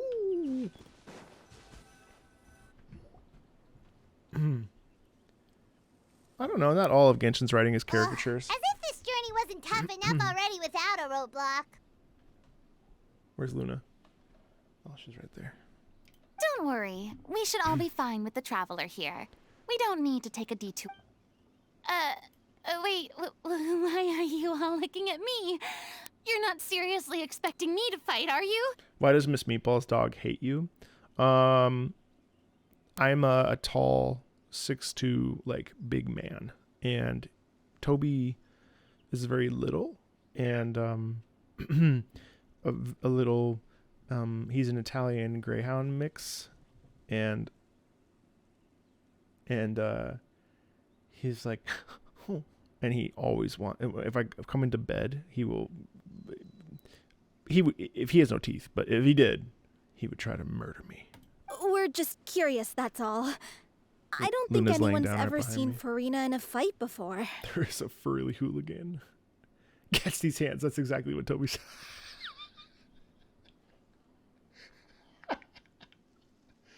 Oh. Yeah, Toby's like, catch these hands, motherfucker. Yeah, but don't you remember why? The Hydro Archon willingly gave up all her power so it could be converted into Indemnitium. He's cute, though. Miss Furina said so herself. Hang on, do I have a picture of Toby? Hold on.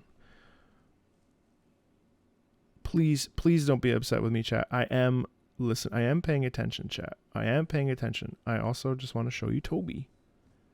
Come on, we're here to hang out. We're not just here to do the quest and leave. Come on, chat. Chat, please. Stop, chat. Ugh, he's so annoying. Chat, come on. Let me see. Here's Toby. Toby.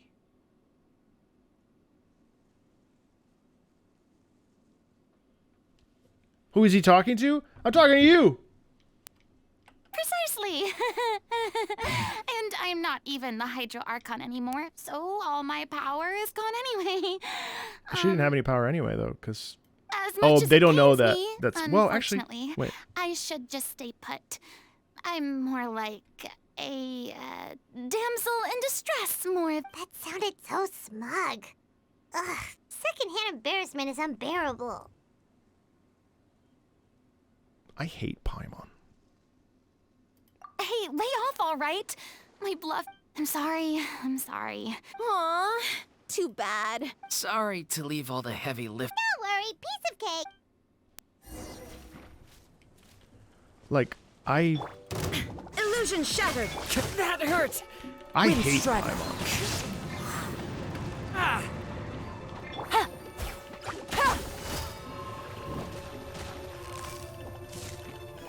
Busted. There is no escape. Clouds high. The birds call.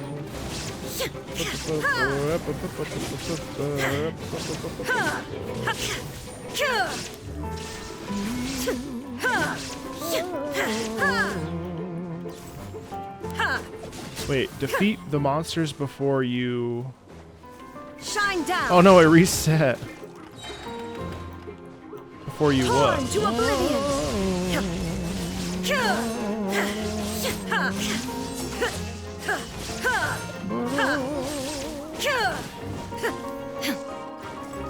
I gotta build these characters out more.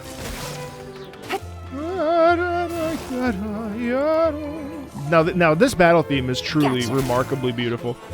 Game's up. Fun's over. Yeah, I know. It's on my to-do list, chat. I'm sorry. The Temple of Wisdom. Insolent. Oh, man. Okay. Erase all threats. I'm playing like Dookie. Quietly now. Busted. Committed to memory. Not these slimes. These slimes with Just wait, hurt a little. their fucking killing Falling me. leaves. Adorn my night.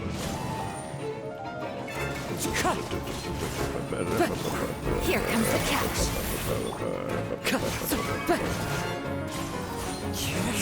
Bravo! Good show! You certainly live up to your reputation. Yeah, thank you. Anyway, the path is cleared now, so onwards and upwards.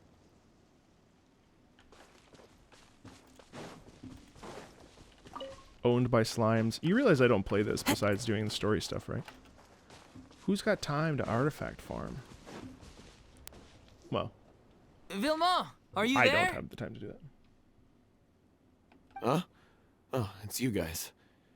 Wait, what's Lady Furina doing here? I can explain. We've been rounding up the whole troop. We now have everyone except you. So, you think knowing the truth about the director's disappearance will help you write an ending to the script that pleases everyone? Koga. I care just as much as everyone else about making the Little Oceanid a success. That's why I wanted to wait until after the show. If I open this can of worms now, I just don't want to make things difficult between us. We're supposed to be a unit when we're on stage. Viamal, avoiding the truth will not help anyone. Unless you mean to suggest that Aurelie's death had something to do with you. I don't want to talk about it. Listen, Viamal. I used to think that my love for Aurelie was a point of shame. I never brought it up to anyone. But now, I've made up my mind to put it all on the table. I'm prepared to face everything, to sacrifice everything for the sake of the show. The Little Oceanid cannot be complete unless we do justice to Aurelie on an emotional level. This is why people think of you as not being the smart one. As you all know already, the troupe was kept afloat not from ticket sales, but donations from the audience. Of course, that was nowhere near enough. We took on side jobs when we weren't performing, but even then, the troupe's financial situation was pretty dire. So, anyway, one day after a show, a merchant came to me and offered us a huge sponsorship. In return, we just had to provide the audience with their drinks during performances. It seemed like a win-win, so I said yes to it on the spot without consulting the director. The drink in question was synth. Uh-oh. Isn't that the drink peddled by the culprit behind the serial disappearances case? I remember that it induced a state of euphoria, but it also causes significant harm to the body. I freaked out when I saw the boxes. And I told the director everything right away. She was completely shocked as well. The bell in the background is really powerful. But she didn't reprimand me for making the decision without consulting her. Instead, she contacted the merchant and stated that the troupe could not agree to this collaboration. The merchant was furious, berated us for going back on our word, and threatened to sue us for damages. The amount... And then... I was going to sort it on my own, but the director stopped me. She said that this was an issue for the whole troupe and it wasn't my fault. But things only got worse from there. The synth merchant just wouldn't let up, and then suddenly the director told us all to leave the city one day. I knew then that things must have reached a boiling point. I admit this whole thing was my mistake. I didn't dare to tell any of you the truth back then, and after the director disappeared, I was even more afraid to say anything. These dialogue options are weird. You brought the director to the attention of the synth dealers. Your mistake gave them a motive to kidnap and murder her. That's weird, right? You brought the director to the attention of the synth dealers. Your mistake gave them a motive to kidnap and murder her. Really? Is that the thing you want to say? Yeah, I got Aurelie killed. There, I said it. Hey, don't say that. You traitor! You knew Aurelie was in danger. Why in God's name didn't you tell us? What do you mean you were afraid? This was a life and death situation. We could have saved her. How could you be so stupid? Please, try not to get too worked up. Yeah, listen to him. You need to stay calm. Stay calm? How can I stay calm? This guy got Aurelie murdered!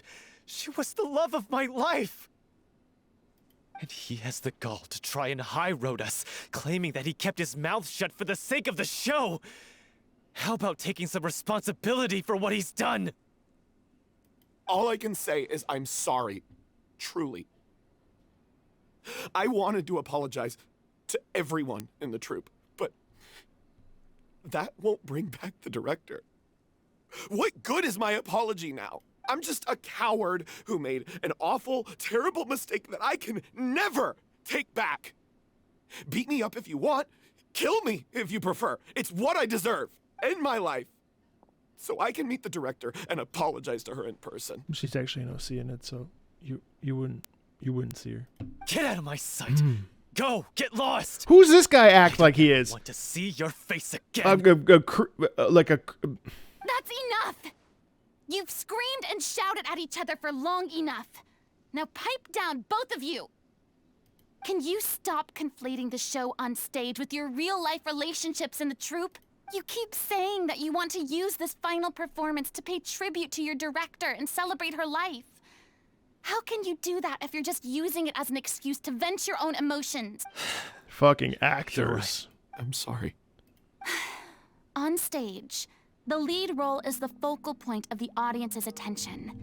And you're all used to seeing the director as the heart of the troupe.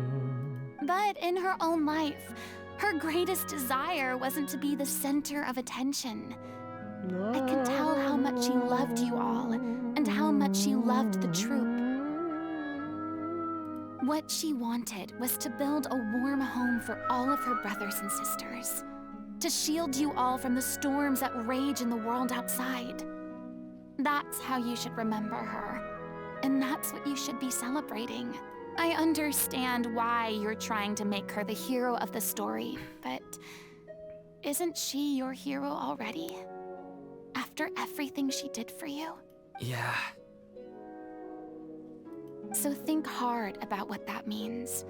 And then think again about what you hope to achieve by arguing with each other. If you really hate each other and can't reconcile your differences, then you could just call it quits now. Why bother with the final performance if the group is already fractured? But you can't bring yourself to do that, can you? You care too much about Director Aurelie and the home she built you all to let go. What are you laughing at? I don't see what's so funny. Sorry, I didn't mean it that way. It's just that, for a moment there, it felt like our director was back with us again.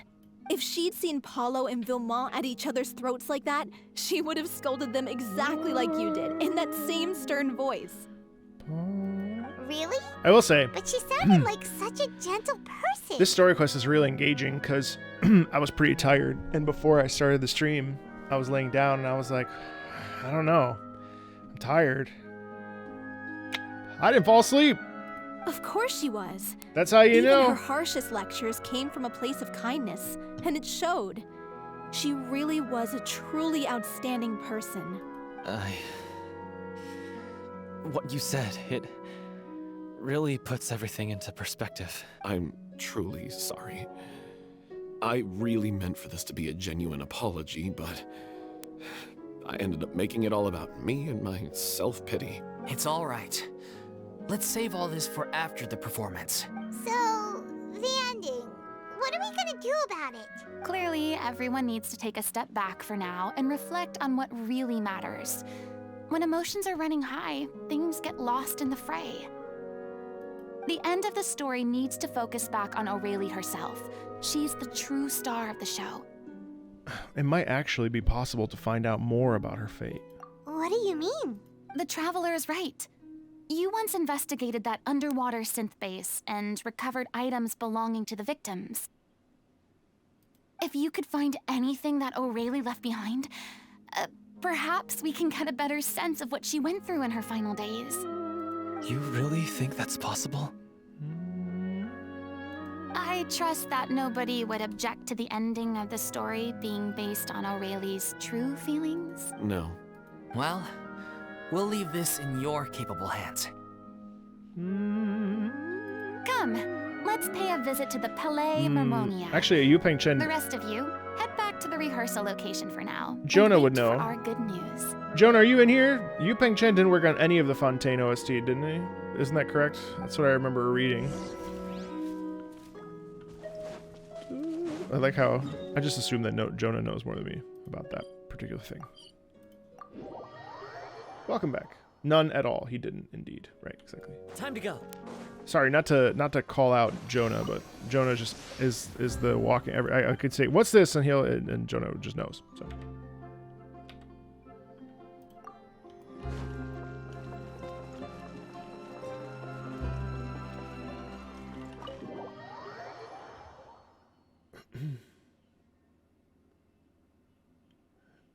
Have you read all the stories? No, I haven't read the stories yet. Yeah, no, he doesn't work at Hoyo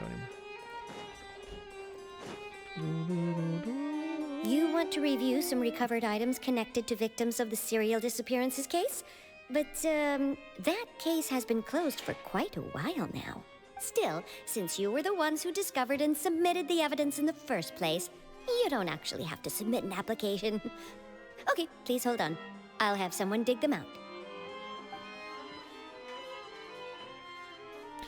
Chat, would you want to, So, this is all O'Reilly left behind. Just whatever she was carrying on her person, and this tattered old notebook. Would you want casual, like, World Quest exploration, like, doing stuff streams in Genshin? Hey! It's full of script lines! And sketches, too! Looks like they show where the different props should be placed on stage. Oops, fuck. Let me take a look. Maybe there's something We in used here to do from them. after she was kidnapped. Aha! I found something. To whoever discovers this diary. Let's see. Looks like she kept a detailed record of her captor's actions. She even mentions the truth behind the experiments on dissolving young women. Because there's just, like, so much I haven't done. If we'd had the chance to I'm talking, examine like, this notebook carefully in back every then, region, like, it would have not been a just, conclusive piece of evidence proving Vachey's guilt. not just, Vachey took so many lives. What do you mean inconclusive? It was conclusive. Unthinkable how many victims he had. I guess O'Reilly No, must other have streams. written all of No, this no, no. down in I'm the always hope going to that her diversify records on the would channel. one day be of use to investigators. Maybe okay, all right. Well, maybe I'll do some casual chill and Wait, hang. it cuts off. Her handwriting here gets patchier and more illegible by the line. She I love probably didn't talking, have much strength so that left. wouldn't be too much of a problem, as you see. Her final words are, I even read every character I'll in the let World you Quest. read them for yourselves. Someone else is taken. That makes 6, or perhaps the 7th. Someone tried to escape yesterday, but was caught. She hasn't been seen since. Was that yesterday? Maybe not. I've lost since last trial. There's no time. Sorry, I don't know if I'm writing this of any use. How much longer I can do before I can already see my fate approaching. But what terrifies me even more is the thought of seeing others from the troop here. Have I really? Sorry, I'm so sorry. I can't write no more. I think I have a fever. My old stomach troubles have returned, but nobody's given me any medicine. I suppose I'm more fortunate than Cressy. The pain keeps her awake all night. Holy shit, this is dark. I suppose they think that anything goes along this experimental subject can be so damp in here. So cold, so cold, so cold. All things will pass. There will be a reward for hard work. I like to tell them such things, but it is I who am losing my grip. If anyone sees this troop safe, I, them important, please, farewell, apologize. Life, perform, future, regret, Cleo. This page is an absolute mess, and the writer's pen seems to have wandered its surface at random. Only some words can be made out, and barely at that. She must have been falling asleep. I do that when I fall asleep. Sometimes I've dropped my phone on my face, so maybe she was doing something. From this page onward, the diary stops to be replaced with lyrics from musicals. Some are in the form of newspaper clippings. Oh, that's so sad. She was so terrified. She watched a girl get dissolved right in front of her and had to wait for her own death in silence. She may have been a mighty hero in the eyes of her troop, but at the end of the day, she was only human. I can't bear to think how painful and lonely her final days must have been. Wait. This part on the last page sounds strangely familiar. Flipping through the notebook, the lyrics continue. However, one page has been torn out, folded up, and placed next to the last blank page. At the bottom of the folded note are two new lines. Aurelie, Aurelie, Aurelie, Aurelie, Aurelie, Aurelie, Aurelie, Aurelie. In handwriting, much more illegible than before, but it seems that they took her both great effort and a great deal of time to write. If you become human, you can reveal your secret to no one. You will face suffering and loneliness. Is this truly what you want? Because I am an older sister to them. I love them. If you become human, you can reveal your secret to no one. You will face suffering and loneliness. Is this still what you want? Isn't that the most important line in the Little Oceanid? Because I am an older sister to them. Oh. So she didn't regret her decision. Even as she sat in silence, waiting for death to come. I'm sure this is what the troupe would have hoped to hear as well. She had their utmost trust, admiration, and love. And she truly deserved it. Damn. Let's go. That's very tragic.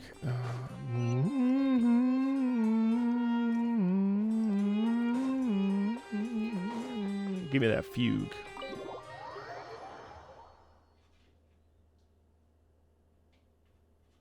It is practically her life, which is why I got it wrong in my video. Because the parallels are really apparent. And then the singing too, and the verses, even though they are like the characters' verses, they don't sound dissimilar to like Furina's experience, you know. Beep, beep, beep, beep, beep. After reading through the notebook, some of are lost for words, some weep bitterly, and some grind their teeth and howl with rage.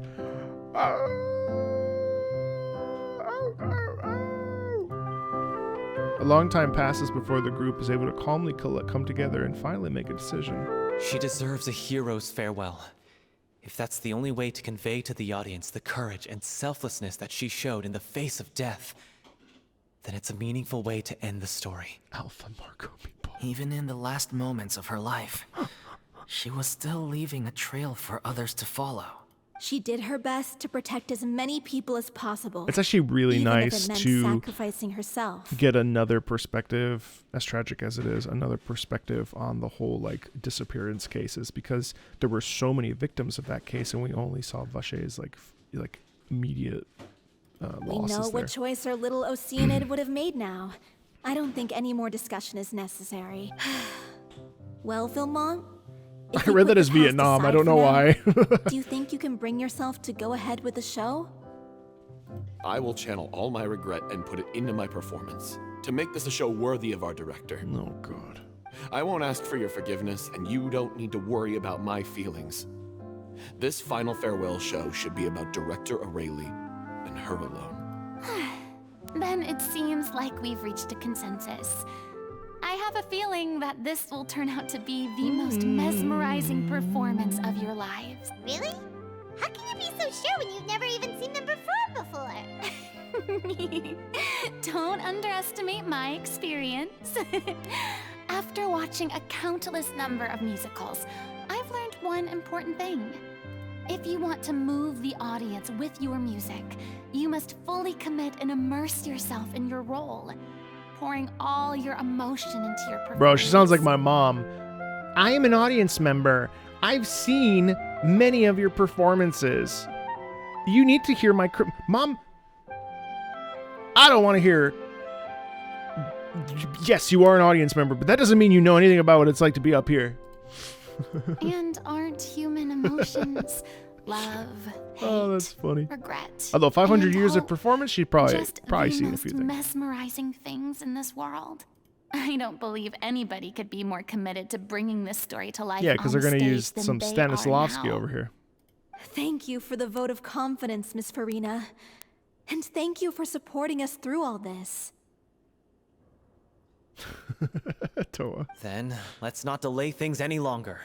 We need to discuss the details of the ending and get it nailed down once and for all. Actually, before that, I'd like to make a proposal. During the curtain call, please allow me to use the director's name instead of my own. Huh? But that... After all, this role was originally meant to be played by the director. I'm just filling in for her. Besides, a role commemorating her life should be associated with her name.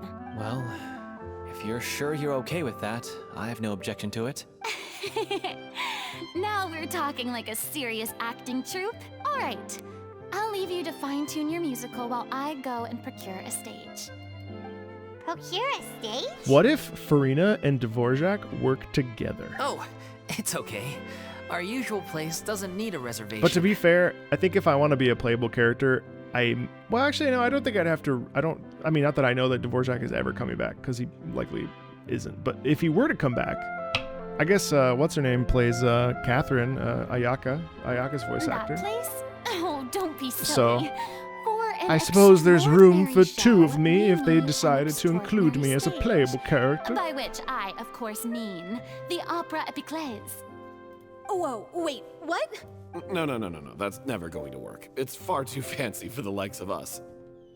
What are you afraid of? Surely you don't think that Aurelie's story is unworthy of the grandest stage in Fontaine. She does do a bunch of NPCs.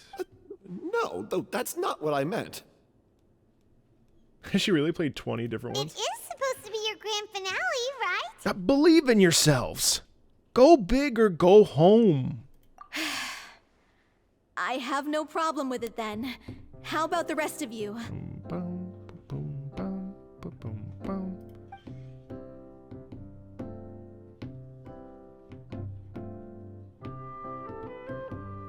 I'll take your silence as a yes. Thank you for giving us this opportunity.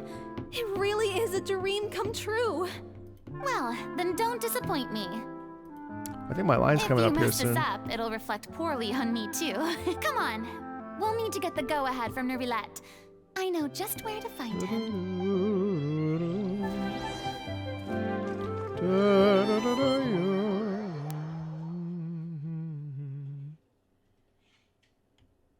Yeah, Fontaine was Dvorak was I think we're all very enthusiastic about Dvorak just because we know me. And I know me. Oh, you're so welcome. Thanks, Demon. Damon? I appreciate that. Thank you so much. Really, it means a lot. Thank you. Time to... Hey, look at that. Looks like I guessed right. There he is, looking at a big bush. Perhaps he found one of Eula's tits in there. I knew you'd be here. The birds. I'm here merely for a short break. It has been a while, Miss Furina. Hasn't it been 3 days? And you too, Traveler in Paimon. What? I would like to book the Opera Epiclese for an event. You see... I understand. The process for booking the Opera Epiclese is complex and can be somewhat cumbersome. But given that the request is coming from the three of you, I see no reason to make things unduly difficult.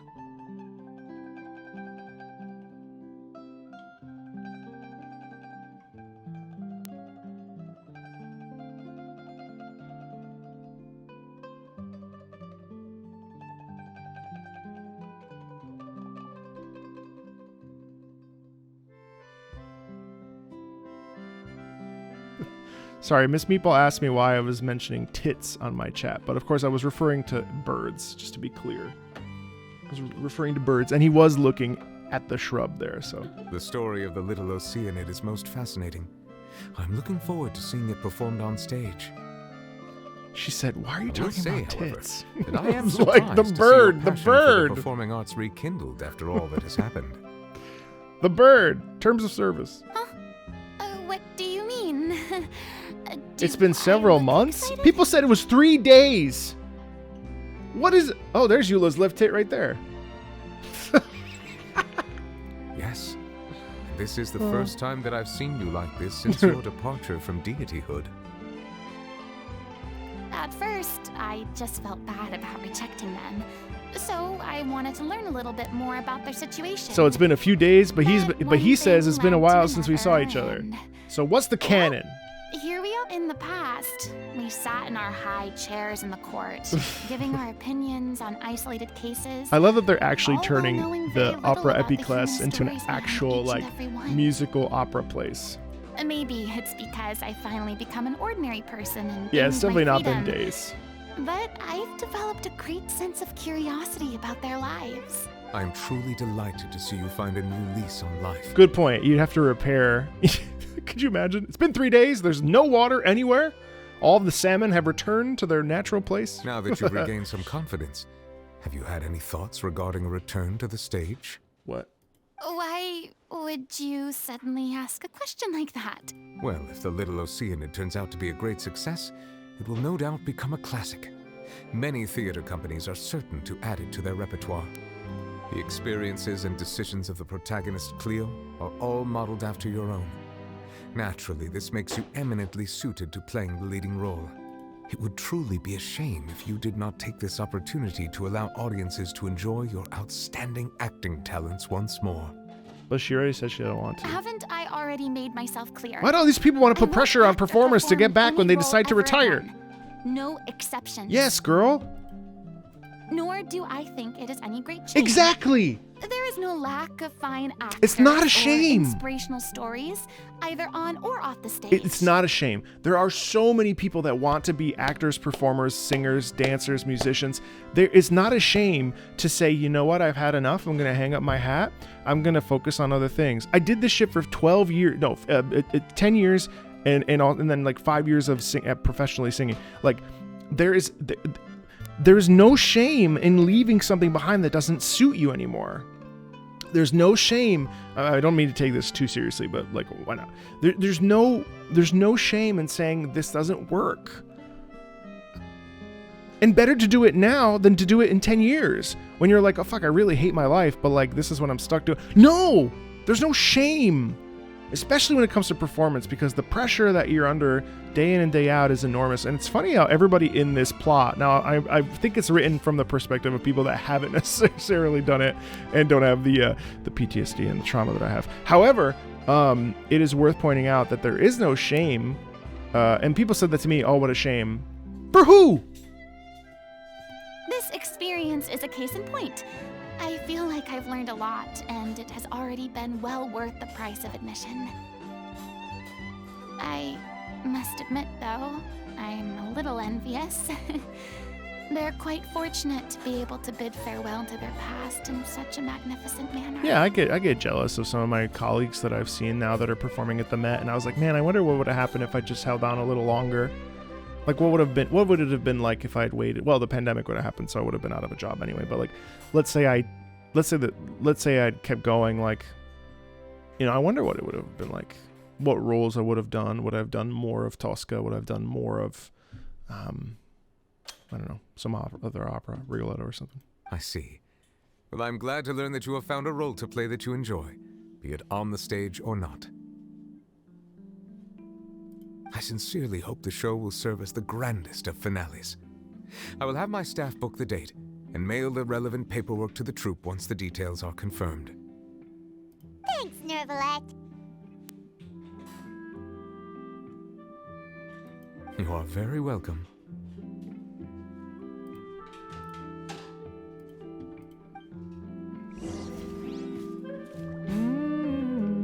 Okay. All right, it's almost time. Let's listen. I can't wait to see this in context. And then we will be ready to jam. Ba-da-doo.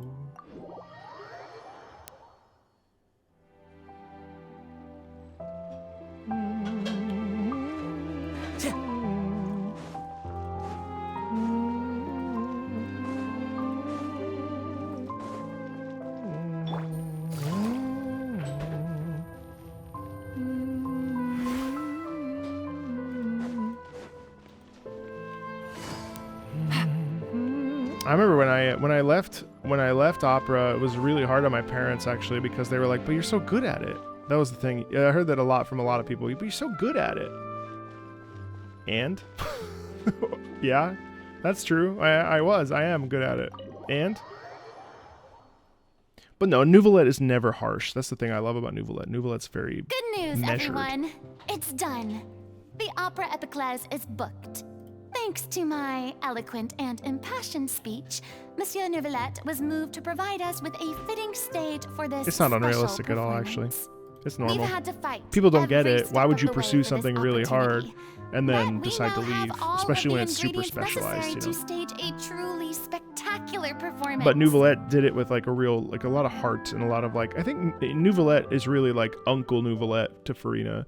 Because Furina is still youthful, even though she's 500 years, you know, it's been... A touching story. There's... A magnificent venue. Much older, obviously. And last but not least, now, let's work together and make this show the best it can be. Very lovable. I think probably one of my favorite characters in Genshin for sure. This is truly wonderful.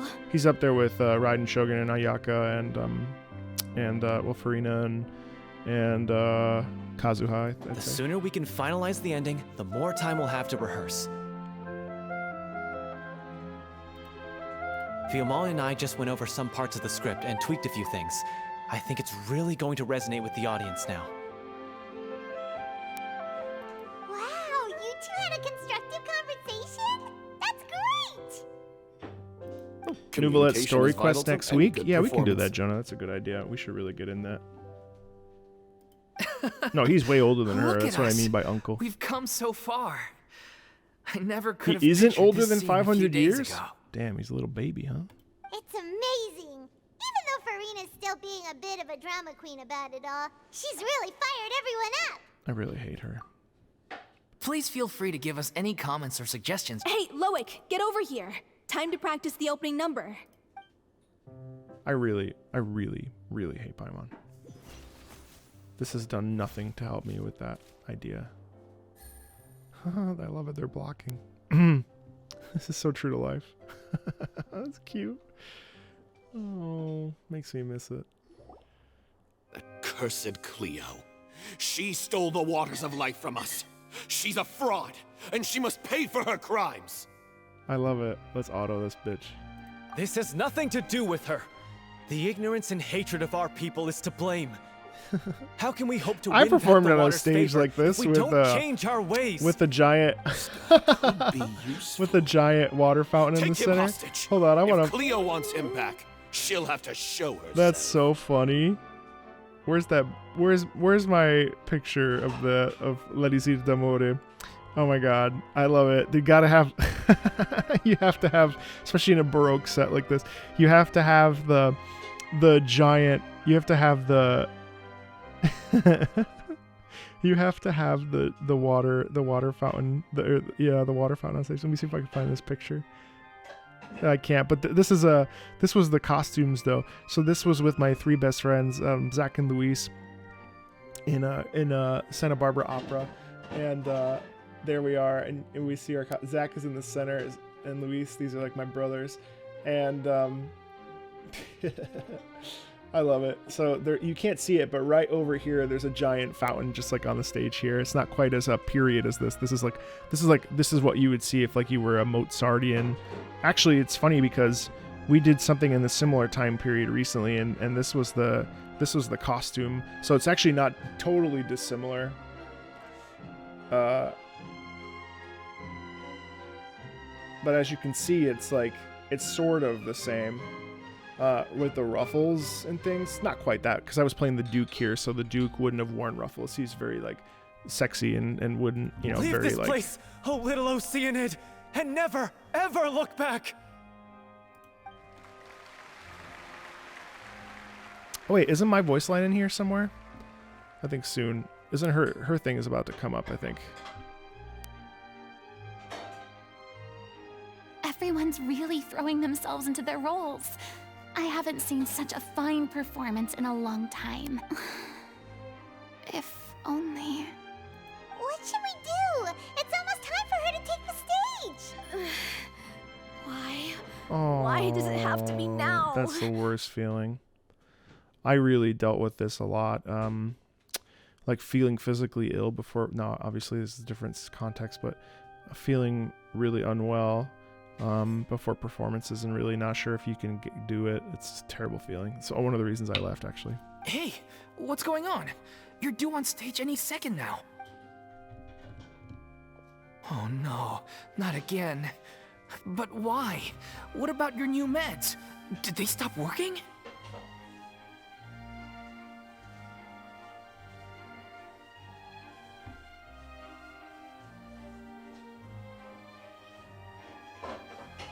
They've been getting less and less effective over time.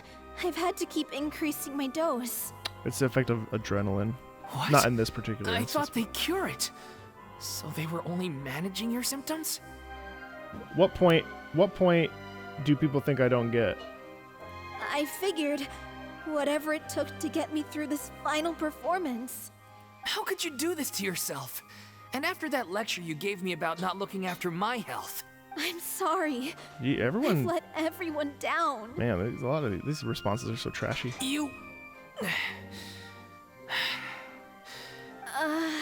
Miss Furina, I'd like to make a request of you. Say no more. If you're sick, you need to rest. I know what you're going to ask. Loic, your character has no more scenes, correct? Oh, yeah. I think my scenes are all done. Although, I do have one more line. But I guess another guy in the troupe with a similar voice register could take it. Please take Delphi back to her place to rest. I'll sing the finale. Aww. From the sublime. Well, I'm not sure what YouTube chat is meaning about what I'm not getting. Thank you, Miss Furina. I'm so sorry to put you in this position after everything you said. Never mind. Stage fright's What's done is terrible. done. Stage fright is awful. It's really my own fault for getting It in was too deep. terrible. No one likes regrets, myself included. Leave it to me. I've watched you rehearse so many times that I've learned Cleo's part by heart. Oh, about the fact that what's his name is not as old as Furina. I do not doubt your acting skills, but please allow me to ask just one more question. After all, this show is dedicated to the life and legacy of our director. What, in your opinion, is the reason Cleo shines so brightly? It's her pure heart.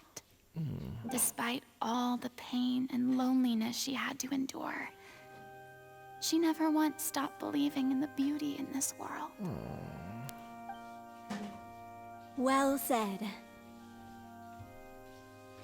I leave Director O'Reilly in your hands. This is the moment.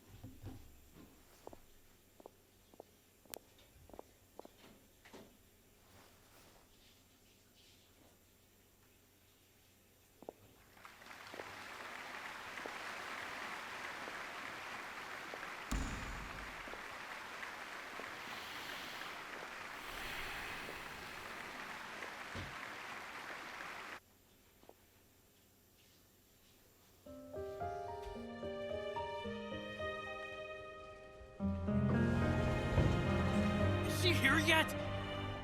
Let's get here! She's not coming! You're wrong. She's here.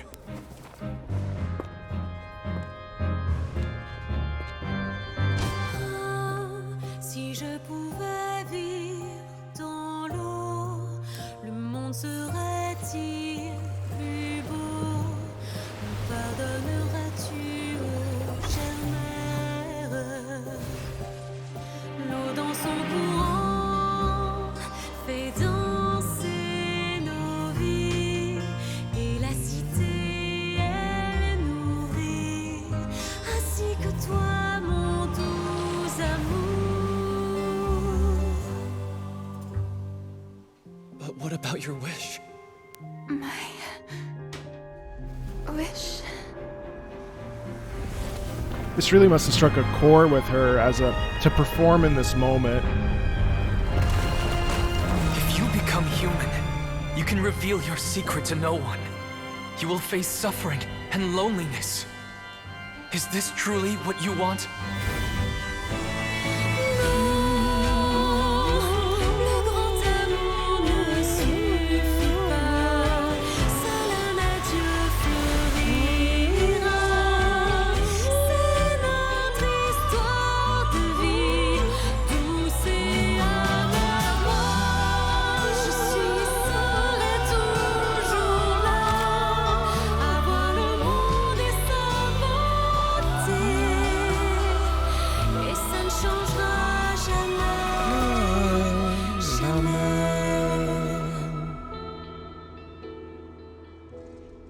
Huh. I don't fully understand this part because I don't understand that. That I don't understand. Like, why does she see the...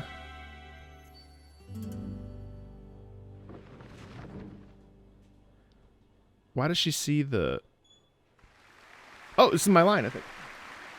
Hold on, let's see.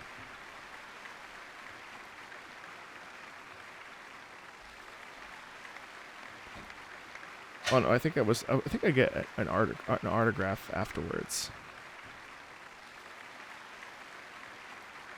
So she got Is it just me? Or was that Lady Furina on the stage just now? Oh yeah, here's me. She hasn't been seen for a while now, and she just appears out of nowhere? Gotta say, though, her acting skills are as superb as ever. The little Oceanid, Cleo, played by Aurélie Fumont. Huh? Wait, that's not her name. What's going on? I don't know. Maybe it's just a doppelganger. I've spent a lot of time out of the spotlight, and they didn't use my name during the curtain call either. Hopefully, not too many people recognized me. It's too bad that I had to break the one clear rule I'd managed to make for myself, even if I had no choice. Still, I have to admit that, despite everything, Oh, I'm not looking at YouTube chat. it felt good to be back on the stage. I don't trust YouTube chat to not spoil me at this point. Finally, we would like to give a special thanks to our artistic consultant and event coordinator, Miss Furina. Hey! He outed her. Oh shit! Oh man, fuck. Oh, so it was Furina after all. She's back. Honestly, what is he doing? He should have run that by me first. Damn, that was rude. All right, calm down. Don't be mad. This was a group decision. That doesn't make it Want your better. contributions to go unacknowledged. After all, it's been the rule in Fontaine since ancient times that everyone's work, visible or invisible, is equally deserving of recognition. Yes, I know the rule. She's like, I made the rule. But it should still be applied on a case. It's no big deal. What's the worst that could happen? At most, you might be asked to sign a few autographs later. Oh, yeah? Well, since you think it's so easy, you can sign them for me. This is a great chat and all, but can we talk about that crazy thing that happened during the show? It nearly gave Paimon a heart attack. Oh. Paimon flew over to where she was supposed to be and was about to drop the prop vision, and then suddenly, a real one popped out of thin air! Oh. That. I've got no idea what Oh, happened that's there either. awesome. But hey, it worked pretty well. I'll bet the audience has never seen such a realistic prop. Huh. Wait, what about Dolphy? I wonder how she's doing. Let's go check on her as soon as we finish clearing the stage. Yes. Plus, she'll definitely want to hear how the end of the show went. If nothing else, we can safely say that we accomplished what we set out to do.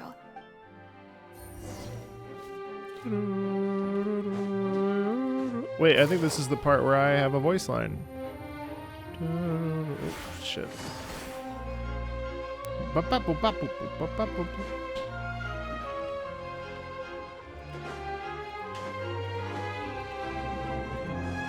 Good thing I missed YouTube chat. Oh, I know YouTube chat spoils me. Okay, we're almost done, right? Not because I'm in a rush, but because I told Miss Meatball 45 minutes.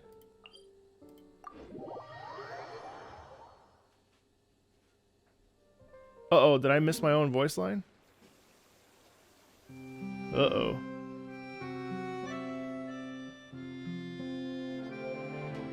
Oh. Damn, I missed my own voice line? Fuck. Can I go back?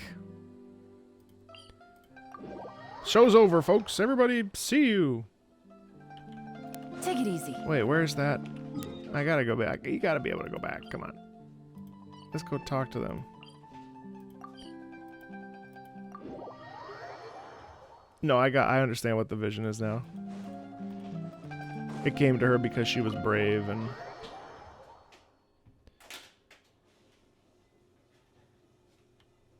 Wait, is this? I'm all confused. Fuck, this isn't. This is the Oratrice mechanic. Fuck. Here it is. It's over here. That's right. I forgot.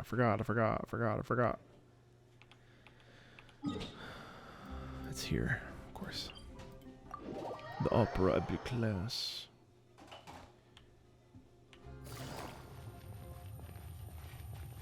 Mary, you want to hear my voice line? You want to come hear my voice line? Hang on, I gotta get there first. I have a singular voice line in this section. You want to see what your future husband does for work? Say hi to 800 people. Not literally, you have to come in here, but they're gone now. For real? Did I ruin it? I think I might have skipped my own cuts, my own line. Hold on, let's see. No, they're still here. They're still chilling. They're still chilling post show. We're good. Oh fuck! I think I missed it. Did I lose it? Oh no, they're gone. No, they're right here. Surprise. Yeah. They're right here. Who cares about you, Vegas? I care about Marco Meatball, which... Oh, it's right down there. He wants, if I remember correctly... Yeah, Kirimoto, this is me! This is me! Did anyone see where Miss Furina went? Oh, I want to get her autograph, but I can't find her anywhere. Let's go! I sounded great. You want to hear it? Come here. Put on your headphones. Put on the headphones so you can hear it. I know you're cooking, but put on the headphones. Well, I gotta play it again. Hold on. I'm gonna play it again for you. Ready? Did anyone see where Miss Furina went? Oh, I want to get her autograph, but I can't find her anywhere. Let's go! Let me grab a screenshot of this, chat. It's not every day you get to... Did it go? I don't know. It didn't go. Hold on. Fuck.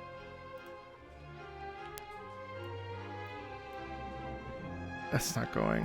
Why?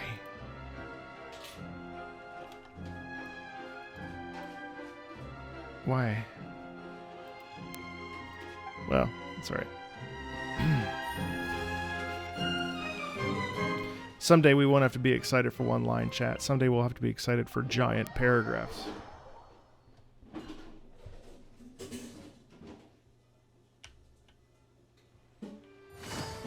Windows print screen? What about... Oh, fuck. I'm already here. It's alright. Maybe someone... I can go back and grab it in my own chat.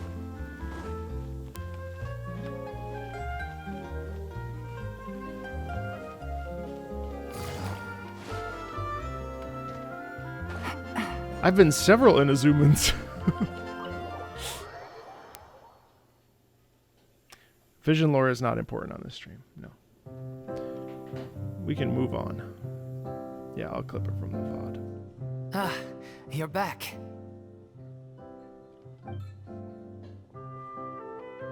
She's doing okay. Her condition stabilized after taking some of her original medication. From experience... How did the performance go? Was it a success? Did Yes. the audience like it? I also did the breathing work for one of the drownees. You'll be glad to know it was fantastic. Also, you're not gonna believe what happened while Furina was on the stage. It's at least You'll 6 now. probably be able to read all about it in the Steambird first thing tomorrow morning. I think it's been about 7. It's been 8 characters. That's wonderful. It was a drownie. I mean, it literally was me hyperventilating on the mic. I remember being like, guys, like, I'm a little lightheaded. I'm so sorry I failed to see it through to the end. I guess I was wrong to try and tough it out to begin with. Oh, yeah, and the Sumeru Scholar, yes. Like they Forgot his told name. me after announcing And the my guy name in, during the curtain call, everyone's work deserves recognition. The guy in, what's her name? Story Even Quest. though you couldn't see it through to the final scene, the audience was very impressed by your performance. How far ahead do they approach you It's to safe record to these say voice that lines? you made your mark It was on about this 4 memorial weeks. About a month. Well, one way or another, we did it. Dvorak was 3 months. I recorded Dvorak in November, and then it popped in February. Was it December? I've had bad luck ever since I was born, so I never expect things to go smoothly. No, in life. no, it was at 4 weeks. I'm just happy to know that we went out on a high note. That's all that matters. Chandra, yeah, that's fine. Blaming your bad luck again, are we? Maybe if you didn't push yourself past your limits so much, your illness wouldn't be flaring up all the time. Thank you for the bits. Oh, don't you start. I don't have the energy to argue with you right now. Fire Dragon Sovereign, I would shit myself. Aw, you two clearly care a lot about each other. I would literally poo-poo. I don't know what you're talking about. You mean we never stop arguing with each other? And the random samurai in the Ayaka battle fight quest. And also the other samurai. Any Yeah, no, that plans samurai. for Yeah. the next step? After the brilliant performance you put on, the reputation of your troupe is sure to spread through Fontaine like Poo-poo-pee-pee. wildfire. You won't have to you could capitalize on the rave reviews and license out the little Oceanid to the bigger theater troupes out there. That would do wonders for your financial situation. No, we should still disband. She's like, yeah, I'm gonna get out it's of what this we all agreed while to. we still can. After all that's happened, I should give you guys some space. Hey, don't just walk off. Man, they didn't learn shit. I still want to keep performing, so I might join another troupe. I gotta say, now that the Furina stuff is done, I could give two shits about these After people. watching Miss Furina's performance, I think I'm starting to understand.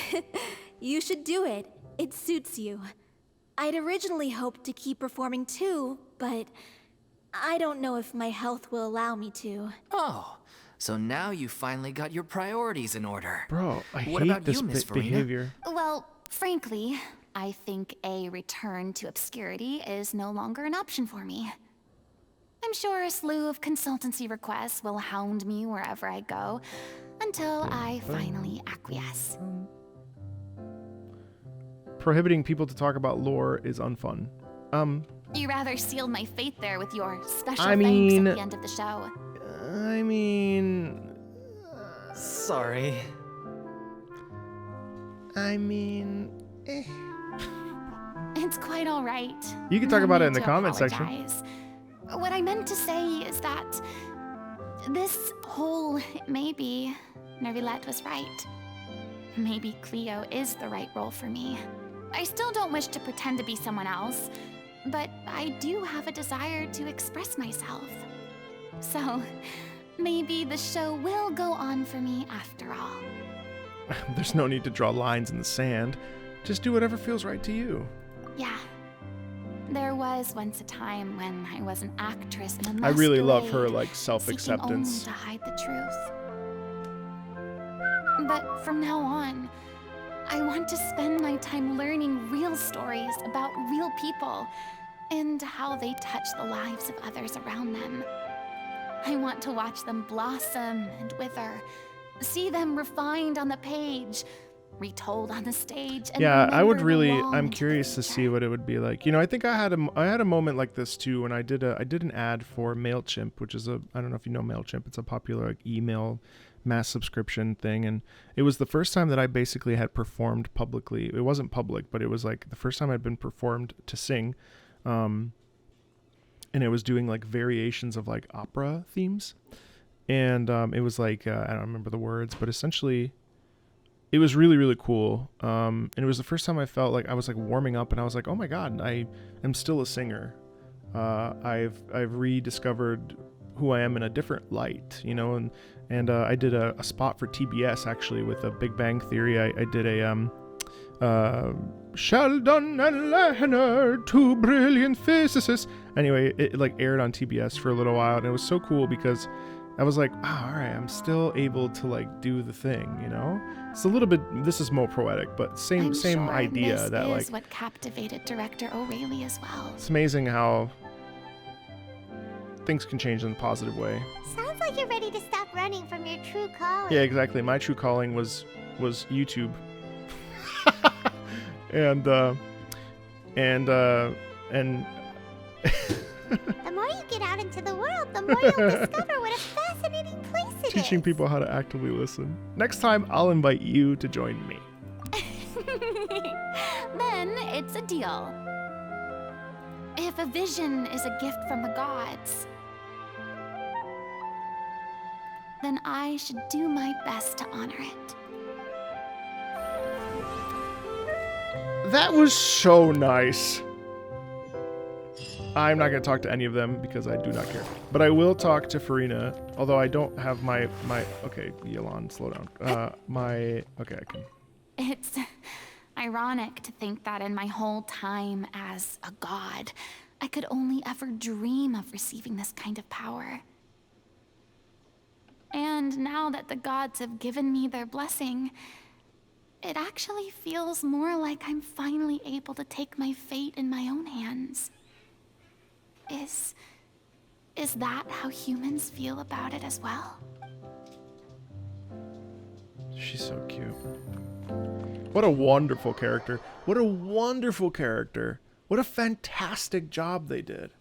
What a great character. Arguably the best character I have experienced in Genshin. There was such a rich three-dimensionality about Furina that... the fuck are you looking at? That I really appreciated. The whole arc of her entire story and how we get Act 1 Furina, this pompous, over-the-top, excessive, flamboyant, really like unable to be pinned down. Then we see her in Act 3 when she has that conflict with Arlecchino. We see her start to not be able to function and to be able to like exist properly. She's so like, she starts to slip, and it's annoying because you so badly want her to just tell the truth, but she's holding all of that back and she can't. And it's interesting how when she does release those emotions, they're like a tidal wave.